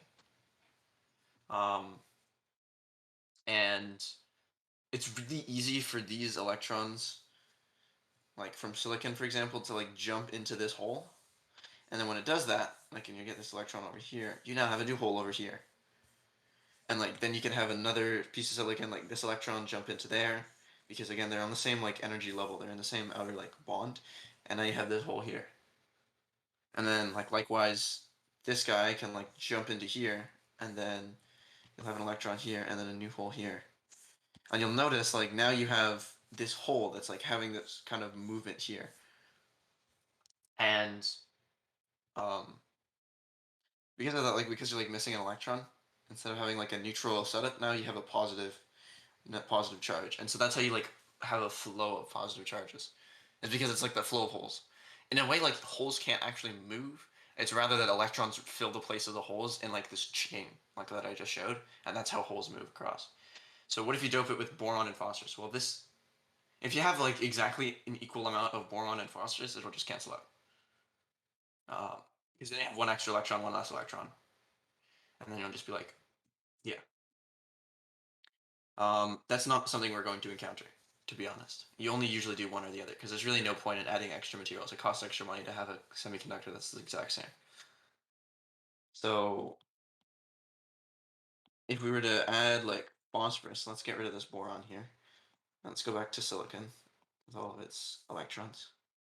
Now let's add like a phosphorus, for example, or an arsenic. It doesn't really matter. So this is like phosphorus or arsenic. You have 4 electrons plus an extra one. And because these are all bonded here, like this one is here, this one's bonded here, this one's bonded here, this one's bonded here. This guy is free to just do whatever the hell it wants. Like it can just go. It can just go like literally wherever it wants. So if you have an electric field here, like this electron is just going to flow against the flow of the electron field, and it's going to bounce around probably and just go generally in that direction. So when you dope a semiconductor with something that has more than 4 electrons, you get the spare that can go wherever it wants, and that's what conducts for the most part. So like there's going to be examples where you have some silicon here, like when you have enough heat energy, they can just break off and start like zooming around too. But the easiest one is like you have this spare electron. There's no atoms that really want to hold on to it that hard. So when you apply an electric field, like this one's just gonna go. And so that's how you increase the conduction with an N type. This one's obviously a lot more straightforward than the holes, um, because you just have this thing that can move. Holes are a little weirder because you have to have electrons fill the holes, and then it's like that chain of them filling the holes that will move the hole in some direction. Yeah. So I hope that makes sense. I hope that's how you can identify it based on the group number, like P and AS, both of them like phosphorus and arsenic are group 5, so they have that spare electron. Boron and aluminum are group 3, so they're missing that electron, and that's how you introduce the hole. So I hope Yeah. that makes sense. That clarifies that because that's a pretty common question I'm seeing. And some key Um, things to like mention about that too is like one of the common questions on the like practice tests is about like the concentration for when you're doping. It doesn't have to be that much really. You just need like a somewhat like you need some dopant okay, in this there, is but it doesn't have to be major for you to actually have characteristics, right? Extrinsic like being when you 112 have for concentration. Yeah. yeah, if you have like extra electrons or extra holes, that's called extrinsic, right? So you don't need a lot of it. So that, make sure you remember that. Um, as well, talking about conductivity, if we're talking about temperature, one thing to like highlight is how like things behave differently based off of the like crystal structure, right? So um, they talk about like phonons a bit, and phonons are just like waves of energy, kind of like if we're talking about Mhm. heat, we can just like we can put like a blanket term over phonons, like pretend it doesn't exist, and just like say it's like a heat wave. So like as like the wave of heat or energy travels through. So when you have multiple crystals, like if you have something that's not pure and it has like lots of crystals and it has lots of imperfections, it does not conduct phonons as well as electricity too well because there's so many imperfections blocking things from traveling between different crystals, right? So things Okay. conduct better thermally and electrically when you have like a singular better like what's it called like a pure metal versus when you have like lots of crystals and lots of imperfections, although don't forget about semiconductors with doping. But in general, if they ask like what's better, like quartz or silica glass, quartz is better at conducting than silica glass. Um, yeah, 10 to the negative 12. Yeah, it's super tiny. Specifically, an impurity concentration of greater than 10 to the negative 12 will make it extrinsic. Yeah, like it's a tiny, tiny concentration. Like 10 to the negative 12 is way smaller numbers than like you could actually like imagine. So, um, if we wanted to go over like the thermal vibrations kind of thing, if you're talking about like the phonons, there was a really good animation on Bosco's lecture. If you wanted to go back and watch that, if you don't, I can give you a really scuffed OneNote animation. Um, so basically, like if you have a little Bunsen burner here, and you have a one atom thick piece of metal, which is never gonna happen, but let's pretend you do. Basically, like when you add heat, like this bad boy is just gonna start like vibrating up and down, essentially. But because it's bonded to like this one is also going to start vibrating up and down, which is then going to like through this bond start vibrating this one, and then it'll go down this entire chain until this entire thing is like vibrating. So then it'll look like something like this, where like you have the bonds here, and then it's like a sine wave, right? And then these guys are like moving up and down, and that's how you get thermal conduction through phonons, through physical like vibrations of atoms. And so for this one, like um, you can think about how some materials that are like more rigid or have stronger bonds definitely have better thermal conduction because that spring is stiffer, right? So when you vibrate one, it'll translate that motion across to the next atom really well. And then the other thing is like you have a bunch of electrons concentrations, and when you like heat them up, they tend to like flow this way until you get to the other side. And then when there's like an excess of electrons with their own heat energy, they start heating up the atoms as well. But this is overall a little more minor. Like the vibration one is definitely the primary way in which heat is conducted, and then like the electrons like moving over to be like more concentrated where it's cold, um, is like another way heat is conducted, but it's not the greatest. Um, Again, if you wanted to see like an actual proper vibration, let me see if I can find the video. I had it pulled up at one point.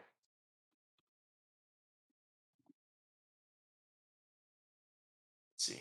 I found the original link where Bosco sourced his. Yeah. Here we are. Here we are. Okay. So if you wanna watch my screen here, okay. Can you see the this video that I have full screen right now? You see it. So we have a Bunsen burner on this side, which is going to heat up these like atoms, and you'll see like that there's two ways that it happens. So first, I want you to focus on like the atoms themselves. You'll see these ones start to vibrate, and then through the bonds, it'll start shaking all of the other ones, and you see it takes a little bit of time, right? And that's like the speed at which like heat conducts to the other side. And so now you have all of the atoms like vibrating in tandem, and that means like you've heated up this entire bar uniformly.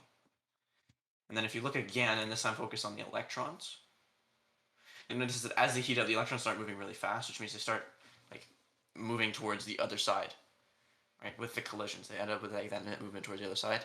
And you'll notice like even though there's a bunch over here, like it doesn't really change. Like you see that super high concentration of electrons over here. Like it doesn't actually move the atoms that much, but it does heat them up slightly. So it's another way for heat to transfer, but it's definitely not as major as the actual like atomic vibration.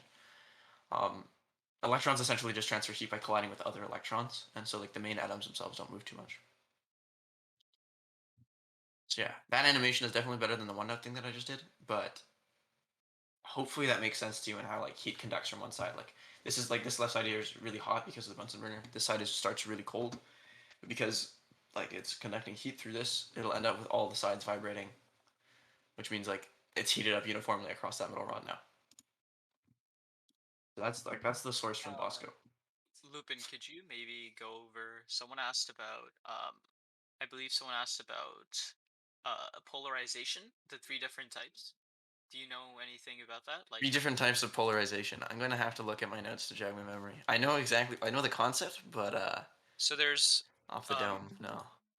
electronic, ionic, and orientation are the three we discussed.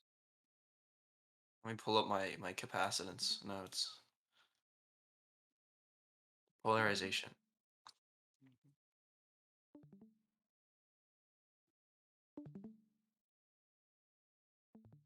I mean, I kind Oh, of have okay, a yeah, rough yeah, yeah. idea, but not really a good.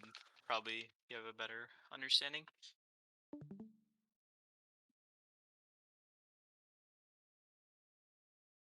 Okay, so yeah. Okay, so the polarization is I guess if we're going back to the iPad. Let's imagine we have an electric field that's going this way. Okay. And this is for all of the examples. So before you have an electric field, actually, okay, let me do this side. You have an electric field. This side, there's no E field. Okay. I'll just like divide this this way. So for electronic polarization, basically, like let's picture you have an atom. This is going to be a bit of a dramatization because like your proton really can't move like this. But let's imagine you have like a proton in here. Let's draw that in red for clarity, and then you have like your little electrons just like vibing in the corners like here. So when you apply an electric field, you're going to end up with your protons want to move in the direction of the electric field. It's positive, right? Positive charges go in the direction of electric field, and that's just convention. And then let's say like all of your electrons are concentrated over here because they want to move in the direction opposite to the electric field. Having your atom move like this is super impractical. Like it's not going to work like that because like this like proton is like supposed to be here anyway. But like your protons can't really move like that. But this is just like to show you visually what like the like what the electronic, like what it means. Electronic polarization is like you're pulling the electrons in an atom towards one side. So like if I were to lay these over each other, in theory, like this would look like this. Like it's just skewing that like that electron concentration over to one side. And then you do that for every atom inside an electric field. So it's a really minor effect because this dipole is really tiny, and it's like this dipole here is like super tiny, but it is one type of polarization. So that's electronic polarization. Is polarization on the exam? None of the formulas are on the sheet. We're not going to be doing calculations of the um, formulas. Like I believe the polarization formula is, yeah, like it's super difficult. It's just P is equal to, I Yeah. believe, P is equal to the sum of your individual charges times your dipole separation. Yeah, like this. Yeah. We're not going to have that on the exam at all. I don't think it's on the formula sheet. Yeah, no, it wouldn't make sense because. And like it's just Yeah, like explain like it's just like how we explained in physics like how what was it? Moment of inertia is like done as like a summation of all of the individual like particles in There's Mhm. moment only of like 10 inertia. questions for materials, right? Or There's only 10 or 10 20. Yeah. questions. So they don't have Yeah. time. So They're like gonna focus on it. They're not gonna give us they're like not gonna give us this. They're edge. just gonna talk about like they're gonna be like, oh, like does a capacitor have all three types of polarization or just one? Which one is going to be a better capacitor or like capacitant? Like which one is going to be a better insert for your capacitor? And it's going to be all three types of polarization. Um, so sorry, before I got sidetracked, let's go on to the next type of polarization. So for this one, it's going to be. Let's draw some more dotted lines here. Let's draw a new electric field just to keep you guys reminded.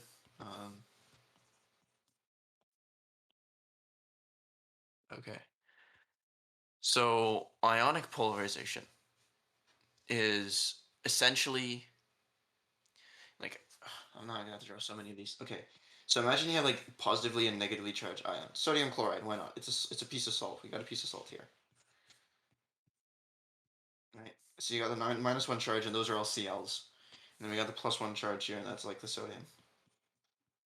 So this is an ion. This is an ionic lattice. These are whole atoms, and I'm just drawing these as their net charges.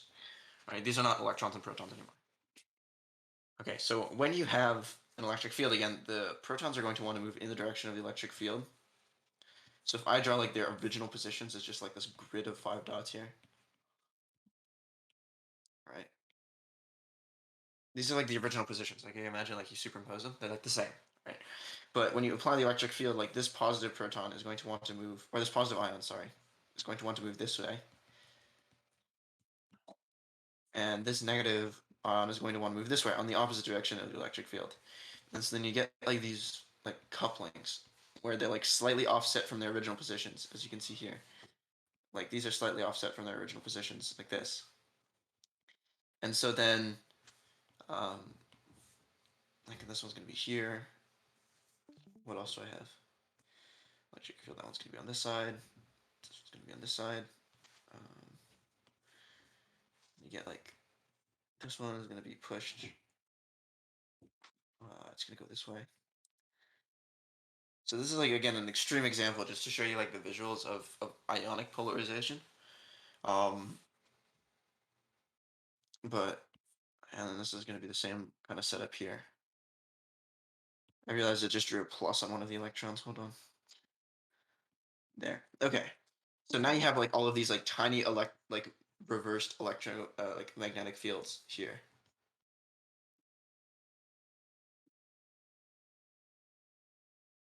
So this is ionic polarization. It happens in an ionic solid like this. Like this is if this is like NaCl, right?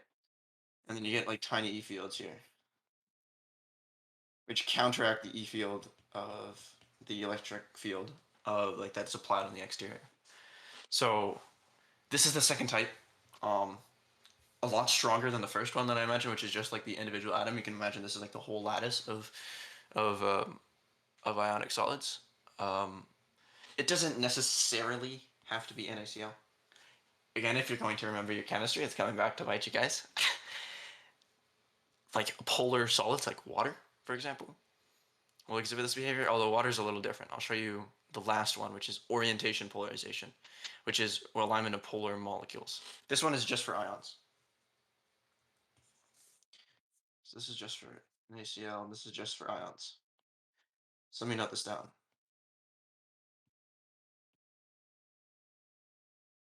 And if you guys want, like, I can probably post like a picture of this for your study notes if you really want something like this. Do you want this picture in your notes? Okay. You'd rather lose marks than learn chem again, but if you're going into mechanical, if you're going to go into like electrical, if you're going to go into probably Tron too, obviously chemical engineering, like there's a bunch of streams where you're going to either have material science or chemistry. If you're going into software, yeah, whatever. You can forget this after this course. If you're going to software engineering is not real engineering. Change my mind. Just go to Whoa, computer science, man. Just go to whoa. computer science, man. What's the difference? Come on. It's just computer science. It's just You're gonna computer science plus. Why is you in the engineering department? Go to the you're comp sci gonna you're department. gonna cause a riot in this chat. Like lightweight computer science. It's only engineering if you're actually making something, bro. Typing text into a computer doesn't count. Um, engineering is defined is comes from the word ingenium, meaning smart. So as long as you're smart, you're an engineer. Yeah, pretty Like, much. yo. Oh, dude, I'm getting the chat the most active possible. Maybe I should just say controversial shit while I'm explaining stuff.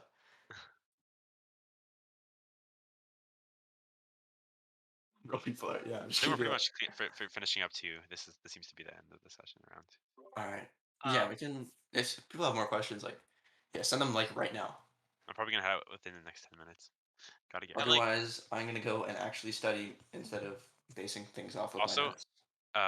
quick plug, guys. There is a formula sheet for 1ZB3. If you have time, check it over. If you can think of stuff to put on here extra, it's in resources in 1ZB3 on the Discord. If you can think of something else that should go on here, make sure to say that because it helps everyone if we have more equations on here. It's only single-sided, so like anyone can print this out. I don't think anyone like Yeah. most printers can do one-sided printing. I'm pretty sure. So Although I would strongly encourage you make your own if you yeah, really are not that pressed for time because it helps you just making an equation sheet after is if you're done this one thing, I'd like 5 slides for. ethics. Yeah. No, no, No, admission. you're not. Why did you bait me like that? No, I have one ethics slide. That's it. We have one. Okay, okay. Yeah, with one ethics slide. Oh shit, yeah. I mean, yeah. okay, so ethics is like No, a lot of the questions are common sense, no, right? Lupin, trust me. You want to wait till my slide and then you can talk about it if you want. Okay. Okay, sick. Yeah, Okay. yeah, Yeah, let me finish this Oh, polarization. okay. So now we've By the got way, everyone's favorite everyone's favorite molecule. Water. Everyone loves water. Especially if your name's like Sokka. Anyway. uh, For this one, like an electric field, again, the negative electrons are going to go to against the direction of the electric field. The positive like the positive elements in this case, they're going to be hydrogens, are going to go in the same direction as the electric field. That's just convention again. So in this case, like water is going to orient itself like, let's see, I just keep them in relatively the same position. And then we have like this. Again, they're bonded to each other, so they can't go too far, but they can orient themselves towards the electric field because they're free to rotate like that. So just like this, we're gonna form this little like dipole. And again, you're gonna have this is positive. I realized what I did now. Why I was so confused. Holy, I reversed the colors. My apologies. This really should be the other way around. Holy, it should level of be professionalism dropping in this call. H2 and negative O. There we go. That's why I was tripping. Okay, so this is like plus. Um, let's draw the limit here like this. Yeah, this is a very professional call, by the way, guys. Hmm. Don't even worry about these drawings that like I'm screwing up here. Okay, there we go. That's what it's supposed to look like. It probably doesn't have to be said, but like electrons in real life are not actually blue, and like protons in real life are not actually red. This is just to help you like see the charges if you can't read my chicken scratch pluses. Okay, so now that you have this, and notice there's like a reverse tiny electric field that I mentioned here, and that's how all capacitors work. Is having like an kind of like reversing the electric field so that it's,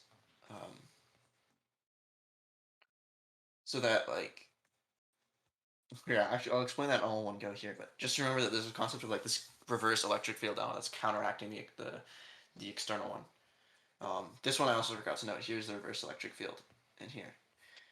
Okay, so here's the three types of polarization, and this is for polar molecules. Okay, so these are the three types of polarization. Now this pictures came out kind of pretty. And so for the for like the important, um, so for like if you input something into a capacitor, when you do this, you're going to make the electric field weaker. Okay. So what happens is your electric field is weaker by some factor because of the polarization. And so because your capacitance is equal to Q over V, right? And on the plates you store the same Q. and like V is equal to the electric field over the distance, if I remember correctly. Someone correct me if I'm wrong here, but I believe that's it. If I remember from 1E03 off the nose, when you have your new capacitance is equal to Q over E over D, and if you have like a smaller E, right, like if you reduce the E, you're going to increase the capacitance. And so what polarization does is it makes all of these like reverse electric fields. It is reducing the electric field of the capacitor when you insert them into that capacitor. And so when you do that, you decrease the electric field, and so then your capacitance increases. I hope that makes sense. If you have any questions about polarization, yeah, you can ask me like right now. Otherwise, we're going to move on to ethics.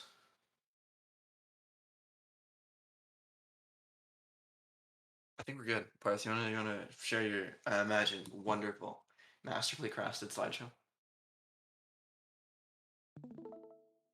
Let's go. Of course. I have some legit slides, and then we have some good ethics slides. They're legit too, but it's okay. We don't worry about it right now. All right. Okay. So we're talking about emissions. F net. We're trying to make net emissions equal to 0, right? So let me just slideshow really quickly. Okay, so being completely serious from the emissions lecture, um, I 3 times speed that lecture and it was completely fine. You can do that too if you want. I feel like you should listen to it just because there was a lot of content in there that I couldn't get down on a slideshow. Um, but honestly, if you have like awareness of what's going on in the world, it shouldn't be too difficult to answer these questions. And by that, I mean just like in terms of greenhouse gas emissions, etc. There wasn't a lot of information. I think mostly the person who came in to do the lecture regarding it talked mainly about like data and stuff. So I doubt there will be any of that on our actual exam. So it's just as long as you have a basic understanding of these concepts that I'll go into like slight bit of detail, you'll be prepared for it. So they talked about reducing emissions and the country, like each country's contribution in terms of that. Then we talk about a specific sector called the industry contribution. We talk about power and transport industries. Um, we're going to talk about the importance of dedicating our resources to the industry sector, and also ways to decarbonize um, industry, and then finally carbon tax, which is like one definition. So reducing emissions. Initially, we talked about the importance of, obviously, with everything that's going on in the world, we want to reduce our CO2 emissions as much as possible. And this was like the main statistic that we referred to throughout the presentation, where we kind of got a rough idea of how each one of these countries has made a commitment to lower their emissions by X amount. And only I believe UK, US, and some countries in EU, and I believe Japan have actually gotten closer to their emissions, whereas everyone else is kind of um, slacking with it. And the reason for this is what the person explained was that there are many different sectors that contribute to CO2 emissions.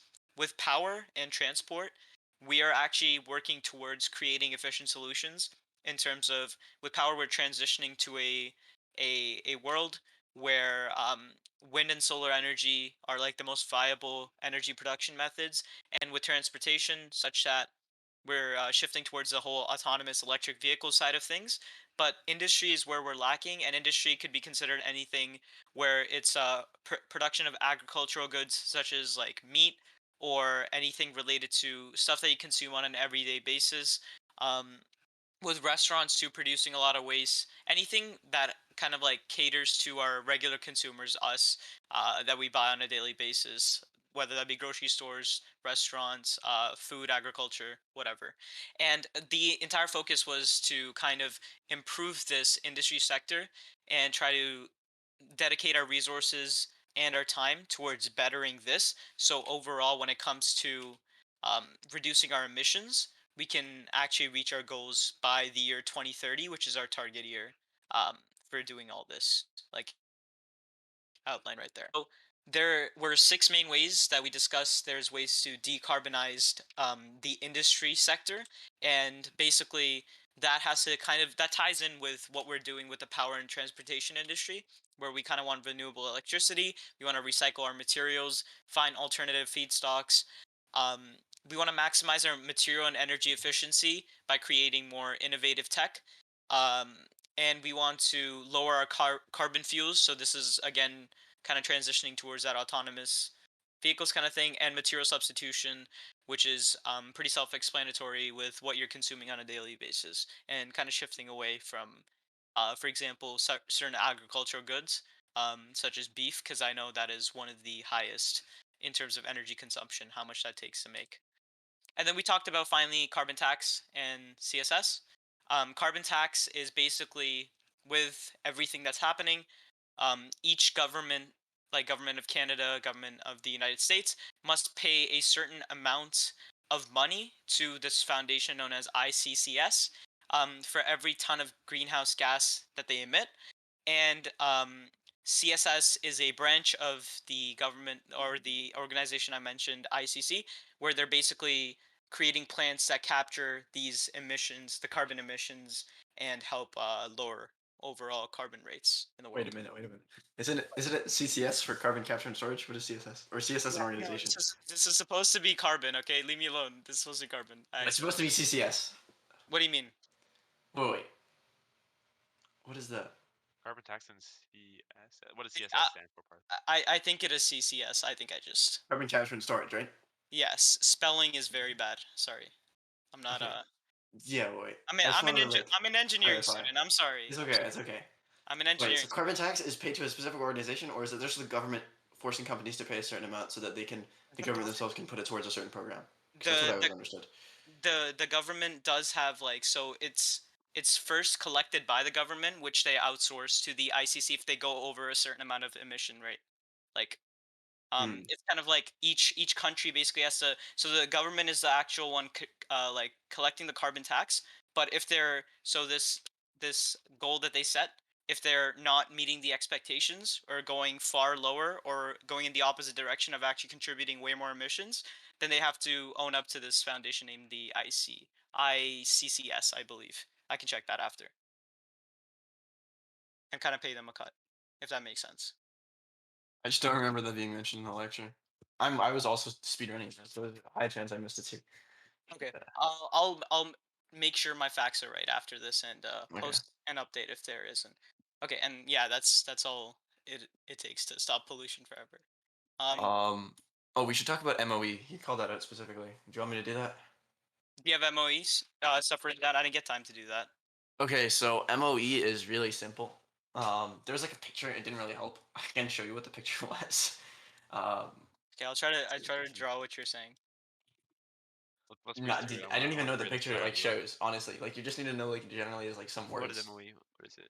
Tell us. So MOE is called molten oxide electrolysis, and basically what you do is you put like some iron ore somewhere where you just like put a really like fat current through it, and by doing that you can separate the iron from the iron ore. So it's an entirely emissions-free way of separating molten from iron from molten iron, because normally you just heat up a furnace really fucking hot and then it'll separate it naturally. Um, but that obviously takes a lot of heat energy, which takes fuel, which is usually gas or coal, which is really bad for the environment. So by having an electric method of directly like separating iron from iron ore, it's a way of manufacturing steel, essentially, like a new way. It's still done by just a startup, but it's a new way for that doesn't require like obviously you can generate electricity like in super sustainable ways with solar and wind and hydro. So Hmm. that's what MOE is. Um, Awesome. I think the startup is called Boston Steels. I don't think that's right. Like necessary to know. You just kind of know what it is, and there you go. Okay, this is for Green RMD because he's been asking for it, and this is also for Lupin. If you want to contribute, Lupin, there's some great points on here, right? Oh, Ethics. oh, and Um, ethics. Oh, Why I is can it I can gray do font? here, ethics. Why is it gray font? I'll Oh, it's animated. My bad. Just shadow effect. Here. So you want to be good. You don't want to kill Oh anyone. wait, I had the same thing on mine. My ethics sheet had the same thing. You don't want to steal. You want to report bad people. It's not snitching, guys. It's whistleblowing. This is okay. especially if it's an Yeah, but only organization. if you do it to the right people, and only if you don't do it to the public. Exactly. It has to be the last possible. Last Yeah. possible. Like thing. Be smart, obviously. Don't be sneaky. Is that on there? Yeah. I don't think so. But being nice is on there. That's kind of, collective of Important. just being a good person. And then this is important too. Yeah, make the 'Cause insurance. That's good. yeah, you got to That's make good. insurance. Yeah. Make sure you activate your Windows too, by the way. Oh Look my at this god, no, technical no, no, guy no. using a pirated version of Windows. What is this? No, it's not a Gosh, pirated. it's true. It's true. It's not pirated. It's all good. It's It's the not Guys, pirated. installation. on a real note, though, for the ethics, like the general trends that I've noticed, um, a lot of them are either like A, like someone has like a fat ego. What do you do to deal with it? B, your company messes up. What do you do to deal with it? Or like C, like you messed up. Like what law did you break? Or Yeah. like what commandment did you break?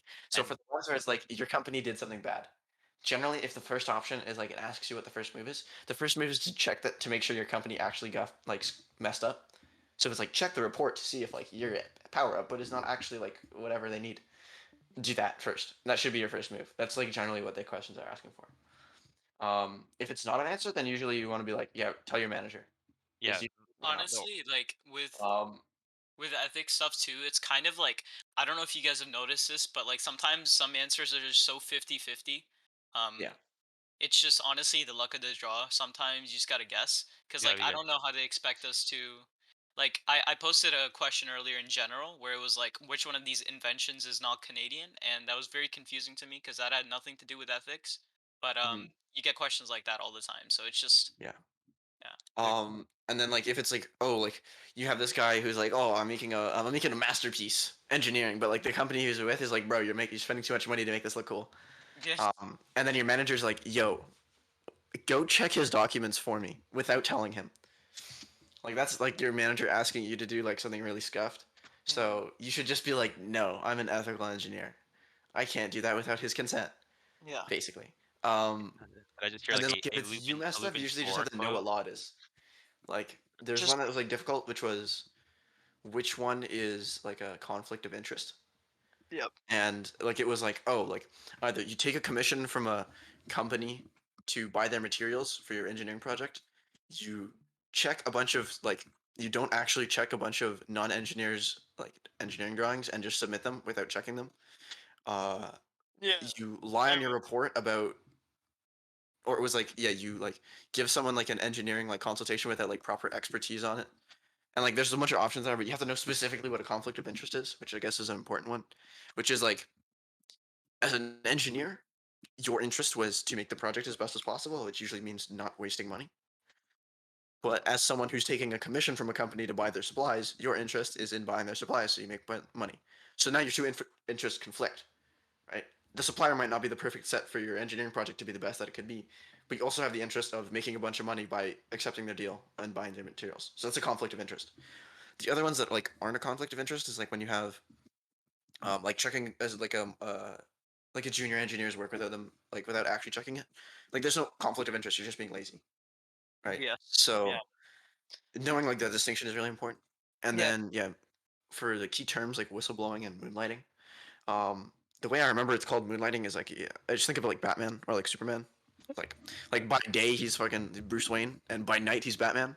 That's kind of what it means. Like by day you're an engineer and by night you like I don't know make paintings or like Make you make paintings. prosthetics or Yeah. something. Yeah. All right, Johnny's heading out. Have a good Enjoy, night, Johnny. Everyone say thank you to Johnny.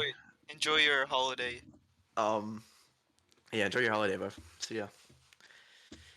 So moonlighting is only important when it could arise a potential conflict of interest. So if you're making prosthetics as like a side gig for some people and you work for a biotech company that's starting to get into prosthetics and they have like trade secrets, they have this like new way of like adapting like a prosthetic to your nerves or something and then you start doing that on yours, you're now like your conflict of interest is like as a company you want to protect that trade secret. You have a revolutionary technology for your prosthetics that your company could like leverage to make a lot of money.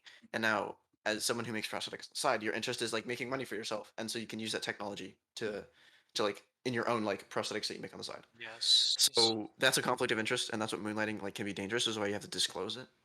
Um, but yeah, that's like generally the dangers of it.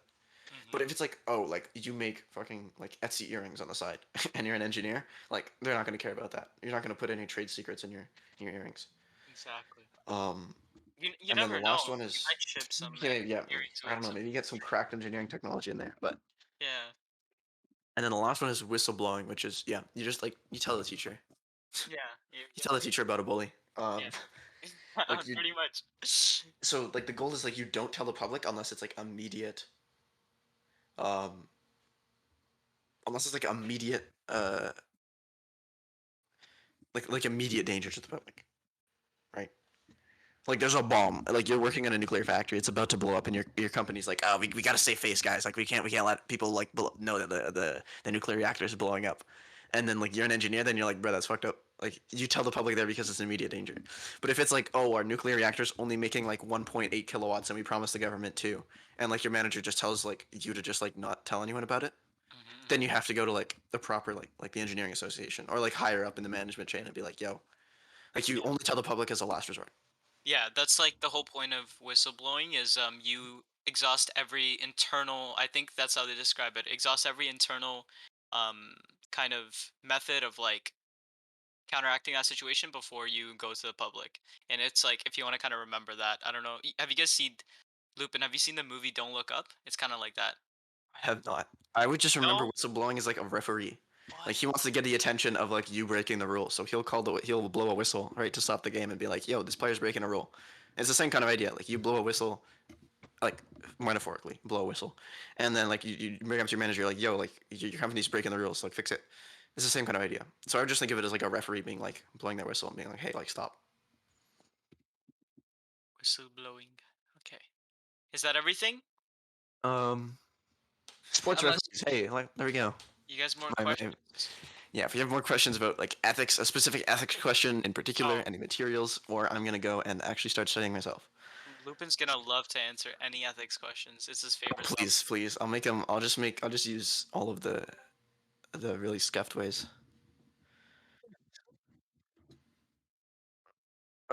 Please, please, please, please give me all of the questions in my DMs. I will Yeah. give you the least snark humanly possible, and by that I mean all of it. I will send you. Let me Google that for you links. Anyone know how to solve this one? Okay, perfect. We have a question. Yeah. The thermal Oh, I conductivity of a linear. Oh, okay. So this one, like, I'm not sure if it's actually going to show up in the exam because we didn't really talk about polymers, and this requires like organic chemistry knowledge. um, Um, it might but be related to that organic tempered. chemistry, You, if you you, wanted, okay. Do you know do you know the tempered glass slide we covered in the last thing? I thought it might be like kind of related to that. no, When I it's saw it. not. It's It's not. not.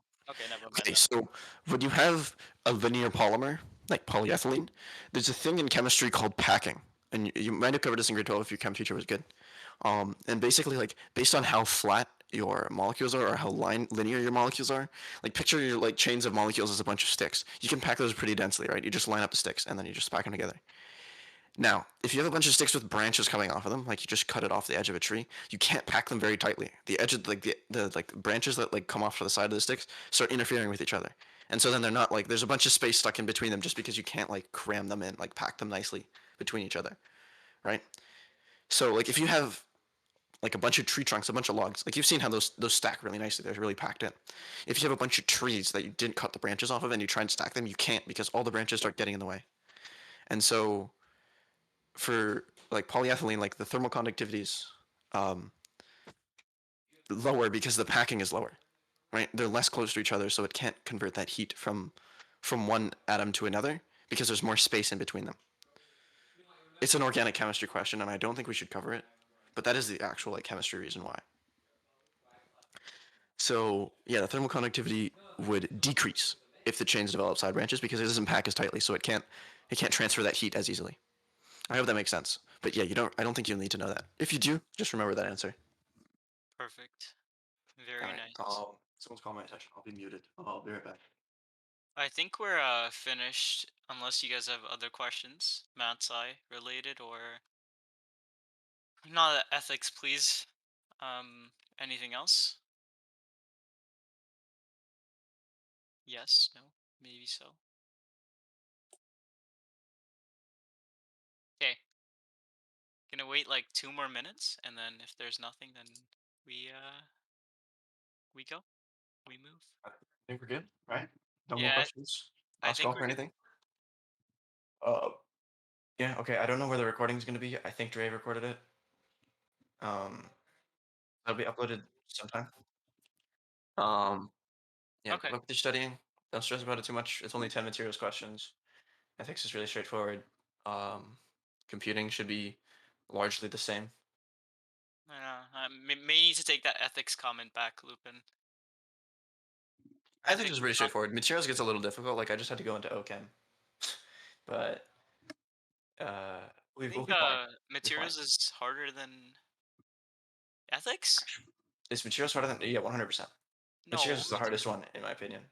materials is just like if you've done that type of question before, you're good, right? Like it's just if you've I done mean, enough yeah, you can do practice. that for any subject. It's hard to know No, but all like of the with stuff. thing is more subjective. Like ethics is so subjective. Like you could have two answers that are like right in your respect, but like to them it's not right because of one little word. Yeah, like Vijay, to get back to your question, like there's a lot of memorization, um, but like you can make logical conclusions based on just a few concepts if you memorize, if you like really know them and how they're applied.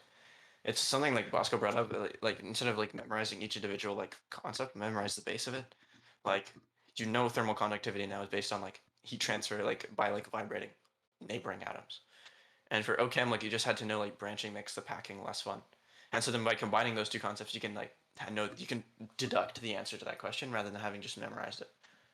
So yeah, like try your best to just kind of really learn the base concepts about Yeah. like thermal expansion and everything, and like about like energy and atomic bonds and how that all works.